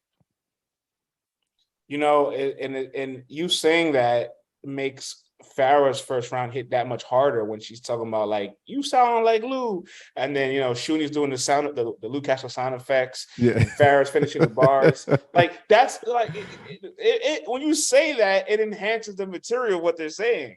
Yeah, because I'm like, she's walking around. I'm like, yo, who am I watching right now? Like, what's going on here? But they were just practicing for a 2-on-2, so I get it. But I was like, oh man, this is ridiculous, right? She had the bad hunchbacks. And then that whole like you're like sounding like Lou, looking like Lou, talking like Lou, rapping like Lou, like that little angle punch from the Shooneral. Then it led to that like Lou Wild Strong even took jazz and reinvented it. I was like, oh yeah, yo, they was going in, man. They was going in, man. I gotta give them that. You know what I'm saying? And shouts to Shoonie and Jazz. They both have 2 headliners on the league this year. Jazz headlining Kings and Queens and Battle of the Bayou. Shoonie headlining Kings and Queens Day 2 against Fonz and Battle of the Bayou. So salute to the ladies, man. Give it up for the ladies. Only other woman to headline twice on URL in the same year is 40 Bars. 40 Bars, yeah. So facts, man. 3 of them share a nice special accolade. Salute to that battle, man. Hey, man, salute to the ladies for being headliners and giving us a headline-worthy battle. How about that? That's a fact, Jack. That's a fact. Let's pivot over to some more stuff that transpired over the weekend. We got some you know what? I'll let you pick. All right, we're at a fork in the road. Do you want spicy quote from a battle rapper? Let's get picante, man. Battle announcements. Spicy quotes, man. Let's get to it, man. Let's get to a nice spicy quote. Big shout outs to 3 Letterman and PSA Hip Hop. Had an interview with Swamp, and Swamp in his interview, 3 Letterman does interviews on IG Live, so Swamp has the phone down. He has his PlayStation headset on the controller, and a freaking blunt in his ear, I think, or something, and he's just like playing the game while casually talking to like 3 Letterman. So he's like talking shit while like not fully like being aggressive, so it just looks so much more crazier. And he says, end quote, "Yeah, man, I feel sorry for people like Eazy the Block Captain. You shouldn't have jumped on that car with them niggas." He's referring to gun titles. "You was gonna elevate regardless. Ain't no seatbelt for you in that car. That car is full, and they can always downplay you and your accomplishments. Now you got your team members talking crazy to you. And to be real, I want all you motherfuckers dead. I feel sorry for Eazy. I really do. He jumped in the wrong car when he should have got an Uber." You see, man, salute to Swamp for going to the Sue Surf School of Marketing and saying, hey, listen, I'm going to create a storyline here between me and this guy by simply saying, hey, everyone, look what's going on over here with this guy. I'm gonna is this a battle rapper starting a narrative, France? You know what I'm saying? Like, is that what's happening right now? But to me, it's a great one. It's a great one to choose to use. Obviously, it definitely got Eazy's attention also, and Swamp coming off a definitely battle worth talking about with Tay-Rock. Smart move, man. Position yourself for that next battle. I love to see it because in the past, Swamp may have had a battle and then, he just goes back to South Carolina, does his thing, go back to work, regular 9 to 5 and waits for the next battle. But now he realizes, hey, man, my stock is high. People is paying attention to me. I'm delivering good battles. I need to create this dialogue, and I don't necessarily have to make a song or anything. Just by saying the right things on the right platforms is going to get out there and it's going to resonate with the folks. And I'm going to walk myself into another battle and a nice check. Nothing wrong with that, man. Eazy the Block Captain has a response. Of course he does.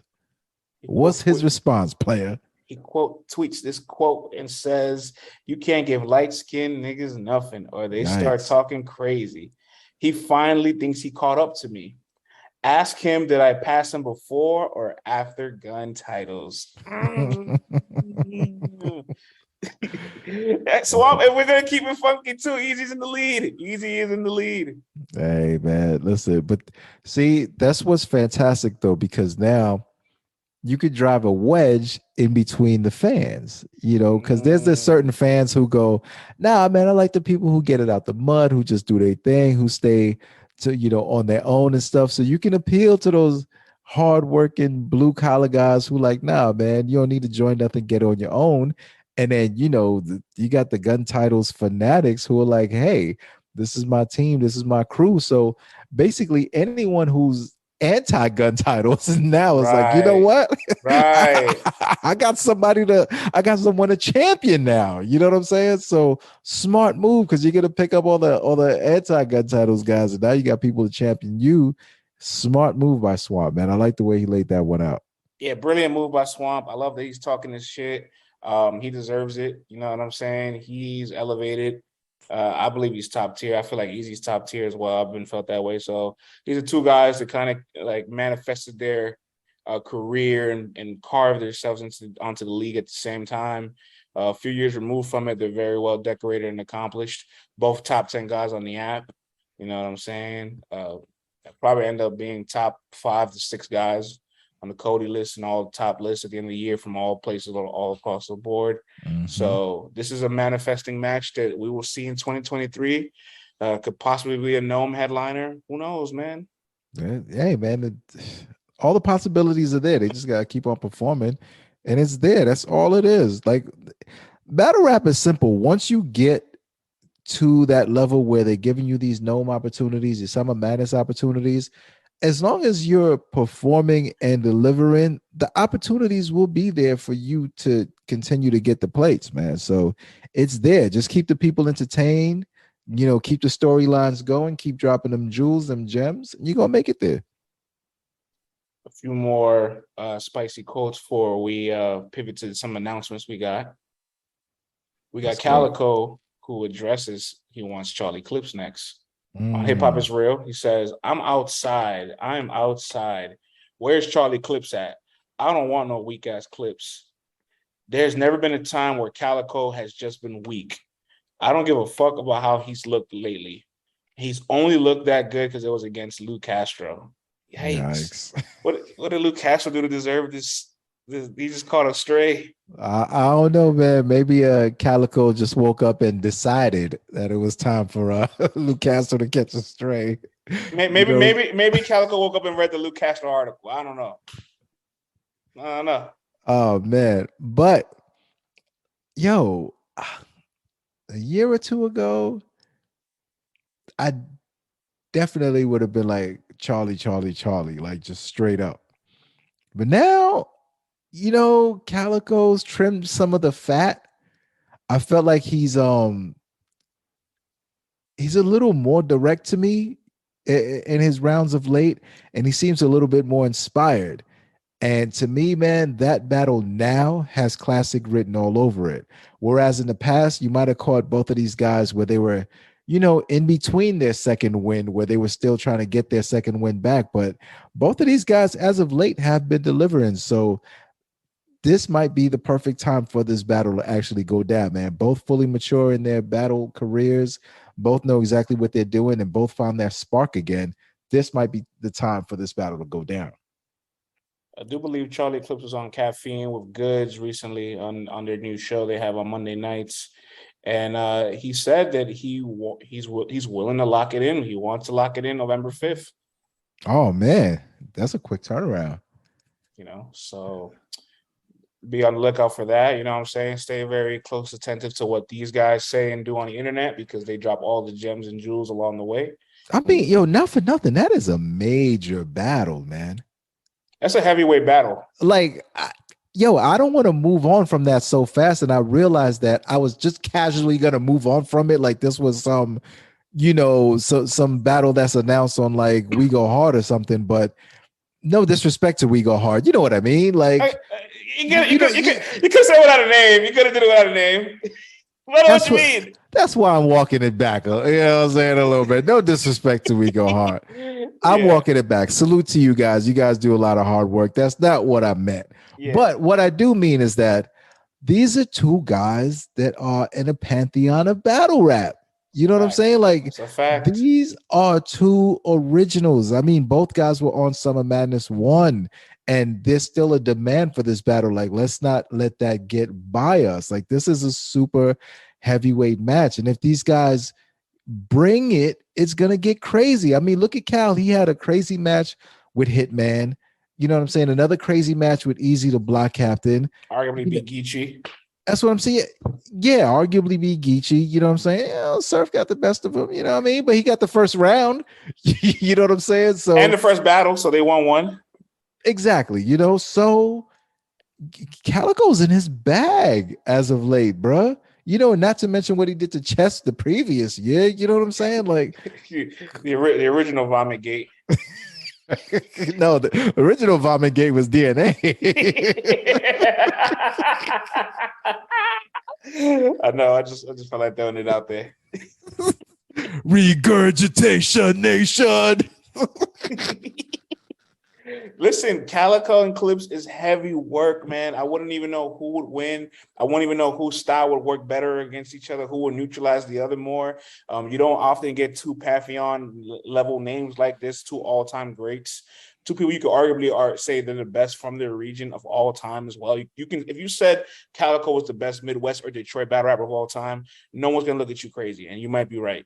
If you say Clips is the best all time from Harlem, wait, you can get it by. You can get it through customs for sure. Mm-hmm. So, and it is very rare that you get two names of this caliber that has never battled.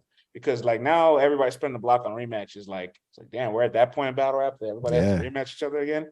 But Calicoe and Clips has been a battle that's been brewing for years. The momentum is there for it now. I'm here for it. It's a battle I need and like. That's a goosebump battle. Let's get it. Yeah, man. And not a spicy news quote, but just a big news update that I do want to shout out. DNA and K Shine were on the BET Awards. They did do a battle. Speaking of rematches. Speaking of rematches, they did a battle this is Saturday at the BET Hip Hop Awards, and it will be airing on Tuesday, October 4th at 9 p.m. Now what was that for? Like, I know it's for the BET Awards, but was that for money or just to battle? Like, what's the story behind that? There's not a lot of details out about it yet, and I love how they kept it under the wraps, especially something as big as that, right? But I did. You know, I got on my That's how crazy. I got on my Instagram creep mode. You know, you can't be saying that nowadays. I just searched the BET Awards and I just seen who was there. You know what I'm saying? I'm looking at people's stories. I'm like, oh, I think it was K-Shine DNA. Okay, great. I don't know. There we go. Yeah. You know, all this has to get edited. It won't, but it should, and it won't. Talking about Instagram creep. So it was 3 a.m. and I was on Instagram creeping. Hey, y'all know what I mean, man. I went to the BT page because that's what I do at 3 a.m. on Instagram. It wasn't at 3 a.m. It was in my own apartment that I live in alone. All right. Relax. You have to relax. My man is creeping on IG looking for battle rap stories at 3 a.m., man. Oh my gosh. Hey man, look, I was out yesterday and when I broke the Gwitty news. You know, the part of the cloth of this is that you don't ever stop working. No, that's a fact, man. No, that is a thing. You know, like that's why, like, you know, when I get the news from Tata and Titus, I know they're working tirelessly around the clock because you never know when somebody just feel like dropping some shit that's gonna happen. You got to report on it. Nah, I hear you play. So anywho, I did my due diligence. I should have just said that and not gave all the details of how I did it. But apparently, it was a light work battle. Okay. So it looks like the light work package or light work format of 1minute 30-second rounds. The battle totals out to 12 minutes max. Is a format that can be sold to commercials, a format that can be sold to casuals. So they did 3 rounds? I don't know if they did 3 rounds. I just know they did a light work battle. Got you. Okay. And light work battles are 3 90-second rounds. Right. So, yeah. So I'm just gonna assume that it's in that context. If they said it was light work, but that's pretty dope, though. I mean, like Arsenal and DNA did a light work rematch. So this is probably DNA's second light work rematch. He probably enjoys the idea of the time constriction of 90-second rounds and getting to say what he wants to say to his peers all over again. And salute to DNA, man. That boy stays getting a check, yo. Yeah, they dropped the light work battle this past Saturday, Cortez and Drugs, and Cortez respectfully kind of got Drugs up out of there, but mainly because he's a rapper, so he's able to flow in those 90 seconds perfectly. Drugs is like an angler, so he used 30 seconds just to build one punch. It's like, bro, 130 around is gone. Boy, I gotta keep it real. I didn't even know that they dropped that battle. Yeah, it happens. They do the light work battles every Saturday afternoon. It's I know that in my brain. Yeah, but because it wasn't actively promoted to me, I had no clue that I know that they're going to be dropping a battle every Saturday, but this is real life, man. Stuff is coming up. It's not in the forefront of your brain. They got to push that a little bit more. I feel like. They've done a good job with setting the schedule block for it, right? Yes. Hey, we're where to find us. But now that I know where to find you, that doesn't stop. If Cortez and Drugs know their battle's gonna air that Saturday, let them know. Let them get ready to talk about it throughout the week, so that way people can tune in for it. Exactly. No, now I got to go check that battle out now. Yeah, Cortez kind of got Drugs out of there. But I just feel like the format is not made for Drugs there. Right. He got kind of crazy in the second round, but his first round, in my opinion, not that he struggled, but he literally, I'm looking at the clock. If the clock's in this battle, right? You can see the clock. Mm-hmm. 30 seconds is gone. He had one punchline out. I'm like, bruh, this is not gonna work in this setting for you, bruh. Yeah, that's crazy. Speed it up. The votes had him getting slaughtered 90 to 10%. Right. France, give me 1 second. I got to get the computer charger. Say less. Well, while you get that, I will say to the people, hello. And briefly about Cortez and Drugs, while Vlad holds it down on his side.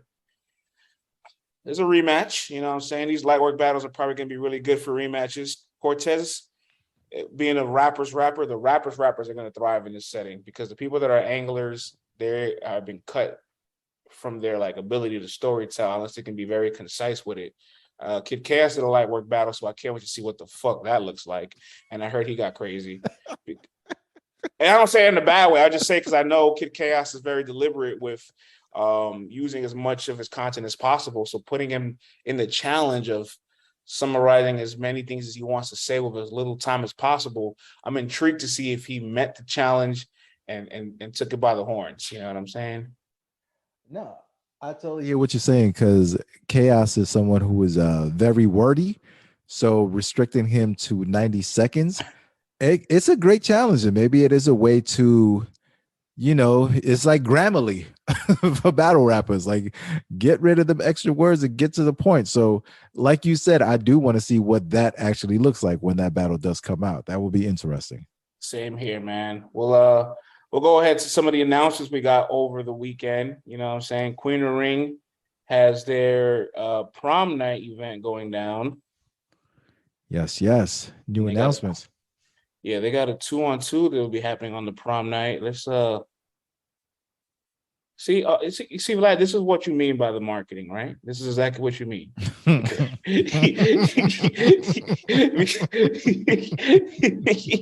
Oh boy. Because I'm on their page and I don't see the flyer for their latest announcement. Well, there you go. You know what I'm saying? This is not how it should be, but don't worry. Help me, black business. help me help you. I know where to go. Is this Jakkboy and thank you. I just pulled Jakkboy, First Lady Flamez versus Phara. Swamp and Phara, right? Yep. There we go. Thank you so much for that. You're welcome. Yeah, put that on your Twitter page, y'all. Tweet the graphic. Apparently, the big homie's too busy doing the big homie show on 15 Minutes of Fame. That's what's going on right now. I see. Salute to Debo on the new show. You're streaming 24 hours a day, but we need the flyer on the Twitter so we can know who the hell's battling, big dog. Use all them socials to your advantage, bro. I promise you. Social media is king nowadays. Jakkboy Main First Lady Flamez versus Phara, Funeral, and Swamp. I'm excited for this battle. I'm not gonna lie, Jakkboy and Flamez did a 2-on-2 earlier this year against DNA and Official. I thought it was lackluster. I thought it was a boring battle as a whole. Plus, all four of them had battled the week previously on Kings and Queens 3. They were all on the same stage, so like maybe they were tapped out. Maybe the competitive drive wasn't there. Whatever. The point is, I didn't like that battle, but I like this opportunity for Jakkboy and Flamez because I know that a lot of the Queen of the Ring events, they strive for that intimate feeling. So even though they can pack a venue out and the energy is there, it's not packed out to the point where it's like they have to prepare like for a stage, if that makes sense. You know what I mean? Like they're center in the middle in the ring around maybe like 100 people. And it's a different energy. And I feel like that energy caters to what Jakkboy and Flamez does. Yeah. This is another 1-round battle. So this will be a night of 1-rounders so far, apparently. You know what I mean? I think we're breaking that. What'd you say? I think we're breaking that. No, we're not breaking it. That's what they said, man. These are 1-rounders. Okay. Yeah, you did know that, didn't you? I did know that. I just didn't know if that was it's not what's advertised. You know what I'm saying? It's not what's kind of. No, they have said that before. Like I'm not breaking this news. Okay, good. I'm glad. You know No. I wouldn't do that. I'm not breaking the news. And I'm glad you did that because I personally don't like just say it's a 1-rounder, bro. Like I know people will say it in like interviews, so but they don't say it on the flyer. Just say it's a 1-rounder. Just own up to it. You know, just own it. That way we can condone it. You know what I'm saying? If you just let us know off top, it's like, all right, cool. You know what I'm saying? But don't let someone be shocked and surprised after like Battle Academy they just did that recently with Bill and Shine and Geechee and Rosenberg, and we didn't find out till like couple of days prior that they were 1-rounders. I'm like, all right, well, I'm not gonna go disappoint the people. You know what I'm saying? I'm gonna let you do that if you're gonna let them believe that it's 3 rounds. But just own up to it. I feel like people will see that 1 round next to it, and they will be very content knowing what to get from it. Yeah, just let me know what I'm getting. You know what I mean? And I mean, to be fair, they did. You know what I'm saying? Because I heard it.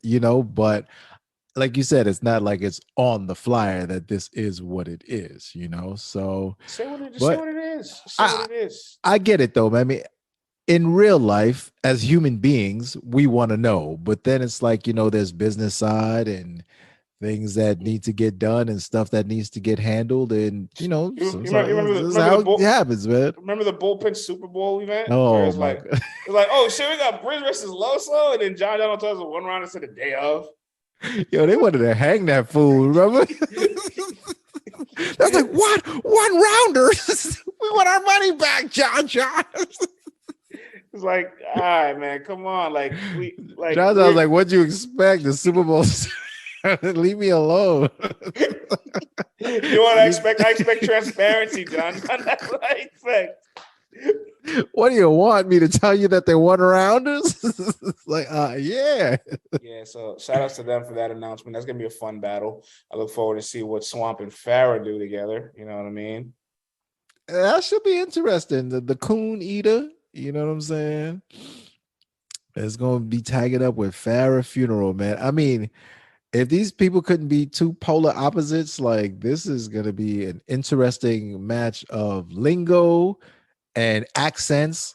So I'm looking forward to this. Yep. And that will be going down October 29th in Queens, and also going down on October 29th across the other side of the United States of America in Atlanta. Blood, Sweat, and Tears 7 going down. Oh, hello. So ARP made an announcement without really making an announcement. So he made a trailer of like 2 battle rappers and didn't put an announcement at the end of it. So it's like, hey, this person battling this person battling this person. You can put 2 and 2 together. And I appreciate it. It made you watch it from start to finish. And so he has the first signed brick and the first signed artist to RBE, aka Remedy Loko, will be battling. Drum roll, please.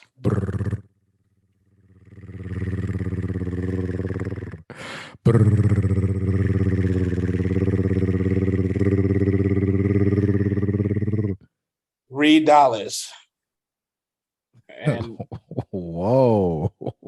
And that will be the first announcement from Blood, Sweat, Tier 7. For those not familiar with the RB Blood, Sweat, Tier 7 series, it's kind of like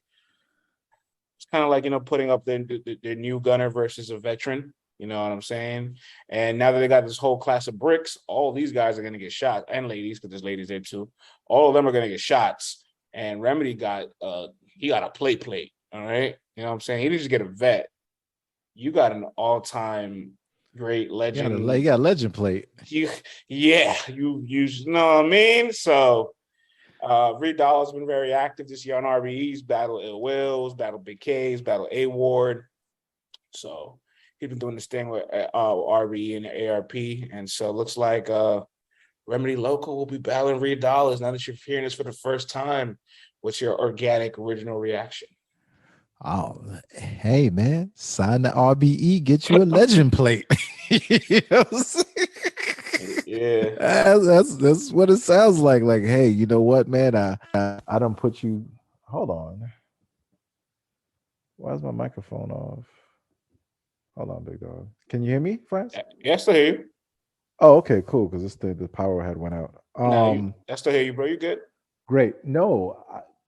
Sign the RBE, get a legend plate, bruh. That's what it sounds like to me. And let's just see what happens. You know what I'm saying? I can't sit there and say, I'm super excited for this battle. I'm not gonna lie to you. My organic reaction is, okay, when the battle drops, I'll get to it. You know what I mean? Like, that's just how I feel about this battle personally.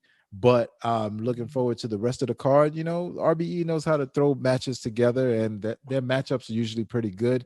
Is this one that I'm writing home about, that I'm super excited about? No, but that just means that there's enough room to leave me really surprised and to make me change my mind by the end of that battle. So let's see what's up. All right, I'm a little concerned in a lot of areas, right? Let me read the write-up on Remedy Loko that I did a few months back. A breath of fresh air with an unorthodox and energetic style. Remedy isn't afraid of putting his creativity on display and will take any risk on the stage to go outside of the box. He's the first battler to sign an RBE. He has experience on the stage from being here for multiple years. He isn't afraid of any challenges. He has a stature to elevate over all of his opponents to create that optical illusion in his performance. Not optical illusion, but he's tall, so it works in his favor. Yeah. And he always does something to stand out and be memorable. He is capable of creating moments. And now, while all of those traits are there, I still don't feel like Remedy has found structure yet, right? Like I've watched. Actually, we were live in the building for his RB battle against Dallas Cash. Against Dallas Cash, we were actually in the building for that. What event was that? That was a long time ago, right? That was still when we used to go to Club Drum. What event was that?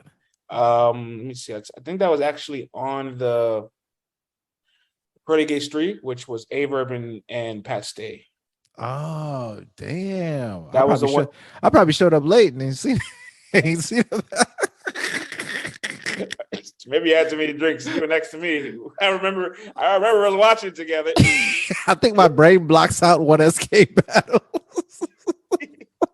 Hey, well, look, from that one SK to now being still committed to the league and getting Reed, he had a really good battle with Gwitty where I felt like Gwitty outshined him. He had a solid battle with Ness, good battle with Excel that happened recently. He's working his way up, but I'm like, respect to Gwitty, Ness is up there for sure. Ness and Reed are in the same combo, but respect to Gwitty and Excel, like they're not Reed. Like Reed brings that rampant energy, flow, can get into a pocket where he just puts anybody in the dirt. Like, for God's sakes, there's people saying, which I don't agree with, people were saying that Reed Dollaz arguably beat Ill Will, which was like one of the best battle rappers in the world for the last couple years. All right. Remedy is to still really get his feet wet to elevate to that next level. And 35 battles into his career, getting a plate this massive, it could really pique his creativity and his inspiration, but it can also put him in a very deep ditch where it's like everybody wants to hear what Reed has to say to you, and because you haven't really put it all the way together yet, like I don't know if it's there to beat Reed. You know what I'm saying? It's tough, man, because then you got Reed, who's been jumping in the recycling bag, and it's not like Reed's hitting the turbo button all the time either. Like he coming into the phone. You know what? Let's have an honest conversation. Oh man, because just a second ago when you were like you had Ness and Reed in the same conversation, I'm kind of like, do we? You know what? You're right. We shouldn't, because Ness is actually much better rapper. Thank you, man. But I would say just so as far as legend bag wise, yeah, I can say yes, because the people around the world, they really herald Reed Dollaz for what he's done, what he's continuing to do. But if we're keeping it all battle rap, and specifically modern battle rap, to where we are now, Ness has been around. He never left, technically. Like, he's been around for a long time. Win, lose, or draw, he's putting it out there on the line all the time. Battle rap wise, I don't have these guys in the same bag. I mean, flow wise, skill wise, delivery wise, originality wise. No, you're 100% right. Career wise, I've always said there's no reason why career wise we shouldn't have Ness over Reed. I was just looking at, I guess, their prestige. You know what I'm saying? Having that aura across from you. Yes, like, absolutely. There's an aura with Ness being across from you on the stage that is similar to having Reed across from you on the stage. But even if you feel they're different, both of those names are not like excelling Gwitty. You know what I mean? Look at you, Mr. Why you gotta say names. These are names he's battled, though. It's his resume. I said we go hard. This guy go hard. We go hardcore straight for no reason. They're like, what? He said, these guys are not like excelling Gwitty. Gwitty and Excel battle remedy. They're on his resume. I feel you, yeah. These shots are fair game. We go hard was minding their business. France just walked up and shot him in the middle of the forehead. But you know what? Although I'm concerned about his structure, right? And the reason why I feel like with Reed, like he could get really rampant, is because we haven't been honest about Reed. All right, we haven't been honest about Reed this year, and it's time we be honest about Reed Dollaz. Okay, the reason why I said earlier I don't agree with him beating Will is because all of you guys forget the fact that he choked in his third round against Will. What's that about? Okay, and then he pulled his phone out against Big K. And then, he was pretty dope against AWA for a round, but he recycled for a whole round. So that's all three offenses that people hate in battle rap. You choked, you pull out your phone, and you recycled. And that happened in your last three battles. Where's the criticism for it? I mean, he's a Philadelphia legend. They don't get criticized. You know what I'm saying? and so now, if he's done all of that, and people still like, it's Reed Dollaz, and as it should be. But it's like, all right, so you guys are gonna lie about what's gonna happen next, right? If he keeps why do we push the threshold for the legends so low? I don't get that. I don't know. I think it's certain legends, because other legends just don't get that opportunity, to do that. So it all depends. If they like you, they're gonna let you ride with some more stuff than people who they don't like as much. And that's my thing. Like, he's getting away with things against like names. Like, these aren't like Big K, A Ward, Will. Like, if you guys are lying about things that he's doing or not holding Reed accountable against big names, what's gonna happen when he battles somebody that's a brick that's still establishing their name? You know what I'm saying? Yeah. Like, then you're really not gonna hold him accountable, but we will. Hello, thank you for holding him accountable tonight, man. Thank you for holding me accountable too. I appreciate it. Yeah, I'm sitting here watching this guy. I'm like, what's she talking about right now, man? I know I haven't been on air in a minute, but I'm like, what? I had to clarify some things. No, it's all good. Their presence, Enes and Reed definitely have the same presence. Yes. Career, stature, skills, experience, totally resume. It's not even the same ballpark. You know what I'm saying? Totally there's really no reason at this point why Enes should not be revered higher than Reed. Facts, man.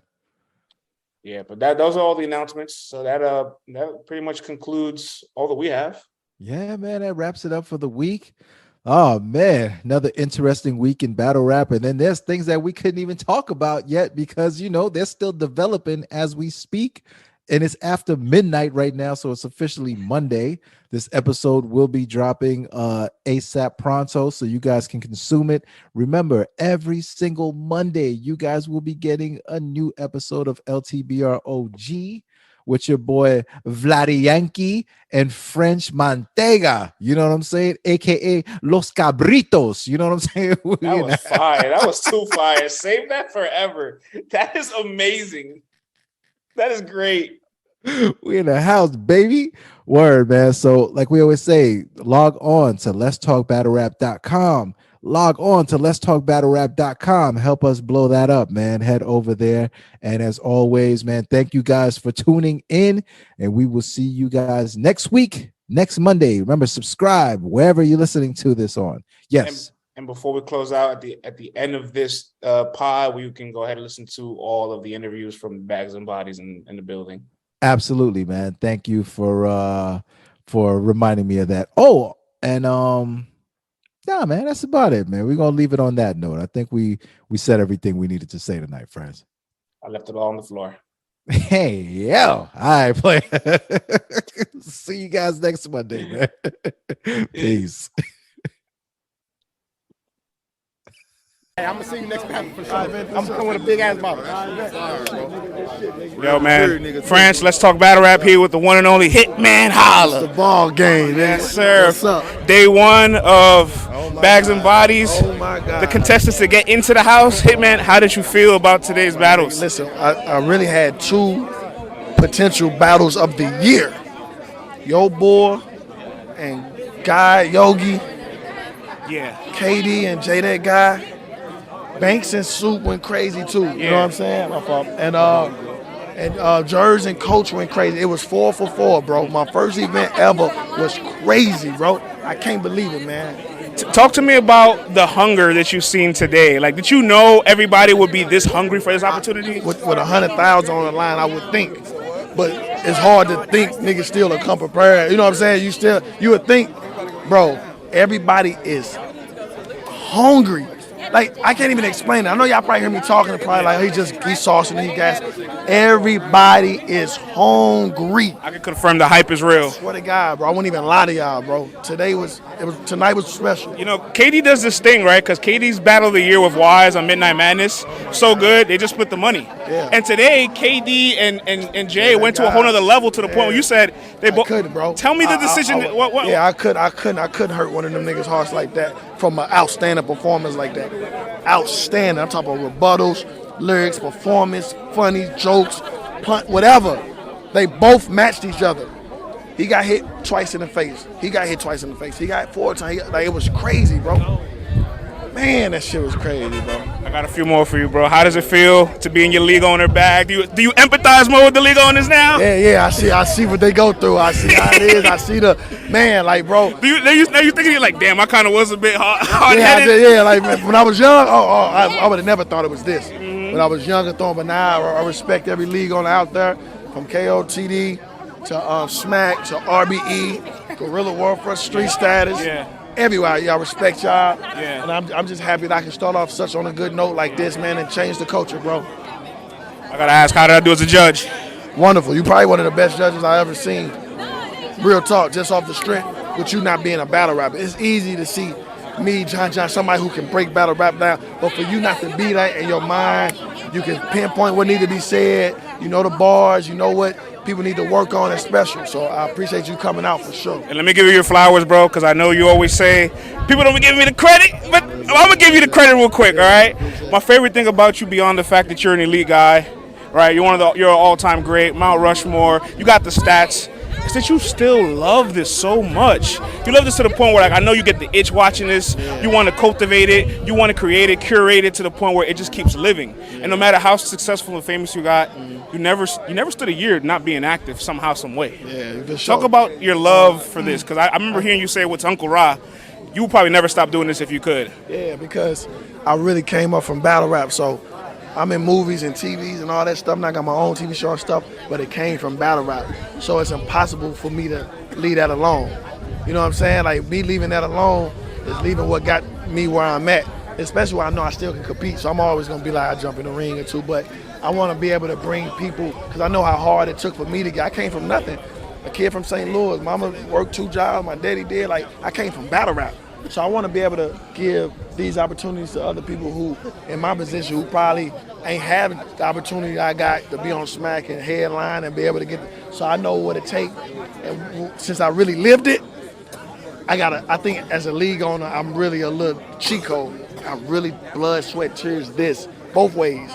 Being a fan of the culture, being a legend in the culture, whatever you want to say. I know the ins and outs. I know how hard it work. I know what the battle rappers mad at. I know what we don't get enough of. So I'm able to, you know what I'm saying, really take it there. And is passionate about it. So I love battle rap. It got me here today. You know what I'm saying? So that's just what it is. When can we expect to watch these? Soon. Like I told her, we started a YouTube page. And out to the people who ain't make it, I was gonna reward them for YouTube drops anyway. Okay. You know what I'm saying? I wasn't gonna let them leave and just not go home so it was dropping, but I'm gonna tell Avo, man, it's gonna be a couple weeks, man. We're gonna get to it. So just to confirm, are you dropping this first, or are you waiting for the whole season to finish and it all rolls out? It might be, it's gonna promote the season. Okay. So it's gonna drop before the season, but it's gonna promote the season. So we filming all October, but you know what I'm saying, mid-October, so I might drop this and let that build up for that. You know what I'm saying? I know how to market a little bit, you know. So yeah, it's gonna be out before the show for sure. Okay, man, I'm gonna let you get out of here. I'll be back in October. I see you. I appreciate you coming, man. My dog. You know, my article. What is that? This is a recorder. This is professional stuff going on. I thought that was a double hookah pen. I wish y'all could see. You hit that side. We got the stars out. Yo. Pictures and shit. Yeah. Yo, man. France, let's talk battle rap. I'm with Viixen the Assassin. What's up? What it do, man? Viixen, you've been heavily involved with this entire project and we're on a judging panel together, which is amazing. Judging. I get to put that on my resume. I judge with Viixen. But tell me about the whole experience of just you working behind the scenes, setting all this up. What's it been like working with Hitman? Shout out to Hitman Holla. It's been amazing. Great communication. I'm just here for those extras, what you need, what you think. I just really been like an extra ear to like lean on and like a supportive person for everything. It's been super amazing though. Just to know what's kind of going on that the artists don't know. It's like I'm super excited. Like I want to jump on my skin right now. I'm scared to even be judging. Like y'all should see my face right now. Like, Were you expecting to judge? Like, what happened? Like, so I told him, man, like, I don't know if I want to judge, you know, but he like, I trust your opinion, you know what I'm saying? Which I love that. So it's like, but judging, my heart was beating fast the whole time they was rapping. Yeah, I mean, like, this is a difference maker. Like, somebody's getting sent home and not going to be on television or get a chance to make that money. Like, this is it right now. Like, after this, it's up to them to keep going, but what we say, put them in a house or not. So that shit is insane. I'm so fucking nervous right now, but I love to see it. Like, these people deserve it. These young men and women are going crazy. You know what I'm saying? It's like, they know what they want. Like, you could see the shit in these motherfuckers' eyes tonight when they rapping, and I fuck with them. Where the rest at? That shit gone, and I'm feeling you bogus, dog. You coming to the mansion? Probably. It's really up. You know what I'm saying? We gotta have. I ain't trying to get a battle first to get in that motherfucker before I get to talking. What's up? How you doing? You too. ARP in the building. It's my last one for you. Yeah. Now that you kind of low-key kind of put your little league owner hat on a little bit, right? Coordinating everybody's flights, getting everybody coordinated here. How does that part of the game feel? And do you you empathize now more with league owners after? Dog, this shit hard as fuck. It's so much going on. That shit hard as fuck. I definitely empathize with league owners because it's so many people you gotta see, so many flights you gotta book, hotels. But low-key, it's kind of like fun. I'm like a psychopath already, so it's like keeping me busy, you know what I'm saying? Just helping as much I like the way you did with me. You're like, I'm gonna just send you the money, you handle it. The money, you handle it. And that was me. I don't have to text Hitman for that. I'm gonna send you that shit because I fuck with you. Like, get that shit. We need you in the building. You get what I'm saying? Like, let's make it happen. And now he here. You know what I mean? We got 2 more to judge. Let's get it. Let's get it, man. Yo, wait, hold on. Let's do it, man. All right, it's France. Let's talk battle rap. Mr. John, the Donathan, Mr. Bullpen. That's a fact. It's good. Let's talk battle rap. I'm honored to have been on the judging panel with you. That's a fact. I'm honored to be with you, man. Your breakdowns, retarded. I mean, to be honest, it's just I got a laptop in front of me. We should all have laptops in front of us, no? Nah. some kind of notes. Not everybody. Because when you and Cal did it the next day, they bullied Cal so much. He's like, I got a notepad. Right. Nah, that's why I wasn't taking notes. I know my lane. I know my strengths. Yeah. I want to ask though, you've been a part of the process of Bags and Bodies since the auditions. What was the call when Hitman told you he wanted you to be a part of the project and the vision? And what's it been like so far from what you've seen it like in the auditions and today, the first day of battles? Well, you know, everybody know Hitman, one of my closest friends. So once he got the opportunity, he got the show. Of course, it was a conversation. He telling me about the show, what he trying to do and shit like that. So I'm just on board. As far as any type of support, help you need, especially when it's in Atlanta, you know what I mean? You need anything, you need whatever. You need my opinion on talent. You need my opinion on judges. You need venues. You need whatever you need, I'm here. So it was just really support from the jump. So, he just called me, told me to come on board, and I'm here. What do you think about some of the talent we saw today? Crazy. I watched all these dudes come through the auditions. You know what I mean? And they came and fought. You know what I mean? A lot of them was, not a lot, I'm not going to say a lot, but a few of them was better at the auditions than it was tonight. You know what I'm saying? Not a lot, though. You know what I mean? But they came and showed out. Now we got to see them with 3 rounds. You got to think, in the auditions, they didn't have nobody in front of them. Right. They was just rapping. There was no pushback. Now we get to see with somebody in your face. Shit's a little different. I want to ask you this last thing, right? Like, I always say you can't replicate hunger, and we saw that in that room today. Right. As a battle rapper, you've been in the moment where you're really hungry for opportunity. Right. Describe what that feeling is like. We go back to the beginning of URL, right? When we knew that if we lost the battle, it's over. Right. So I got to tap into that. That's when the hunger was different. It's like we can't lose. So now they looking at it 100,000. I don't even think they're really looking at it like 100,000. They want to get in that house. Because that's the win. Once you're in the house, that's the win. You're getting the same publicity everybody else is getting, including the winner. So that everybody just want to get in there. So that hunger, come on, man. They out there trying to kill each other, bro. That shit made me hungry again, man. I'm like, fuck. Yo, John, I appreciate you, bro. Appreciate you, man. Let's talk battle rap. My guy. Yeah. I just can't. Hold on, I got you. France, let's talk battle rap. Looking at me rapping like you feeling this though. You. All right, France, let's talk battle. We got KD here, fresh off his battle with your J guy. KD, you have this effect that you make people have to transcend. I wish I didn't have that effect. But you also transcend too. Yeah. So it's special. But once again, you're 2 for 2. The battle was so good that a judge battle leaves with a tie and both of them being rewarded. How does that feel? It feels remarkable because my biggest spark happened at Midnight Madness in Atlanta.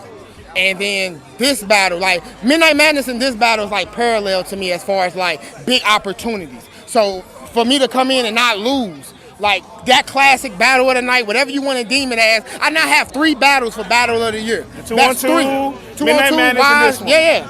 I have 3 battles for good battles of the year. You know what I'm saying? I feel as if this is a great year for me. But I feel great. I feel real good, man. Take me through what you were thinking when Jay somehow competed with your first round, then transcended in the second, and you had the rebuttal. This nigga just won't die. My fault. Before I let you go, let everybody know the band's gonna get everybody for the house 9:30 right here. I got you, yo.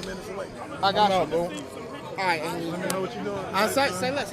But I was just what's going through your mind? This nigga just won't die. I'm pulling out every stops. I'm pulling out attitude. I'm pulling out rebuttals. I'm pulling out a lot of shit. This nigga just won't die.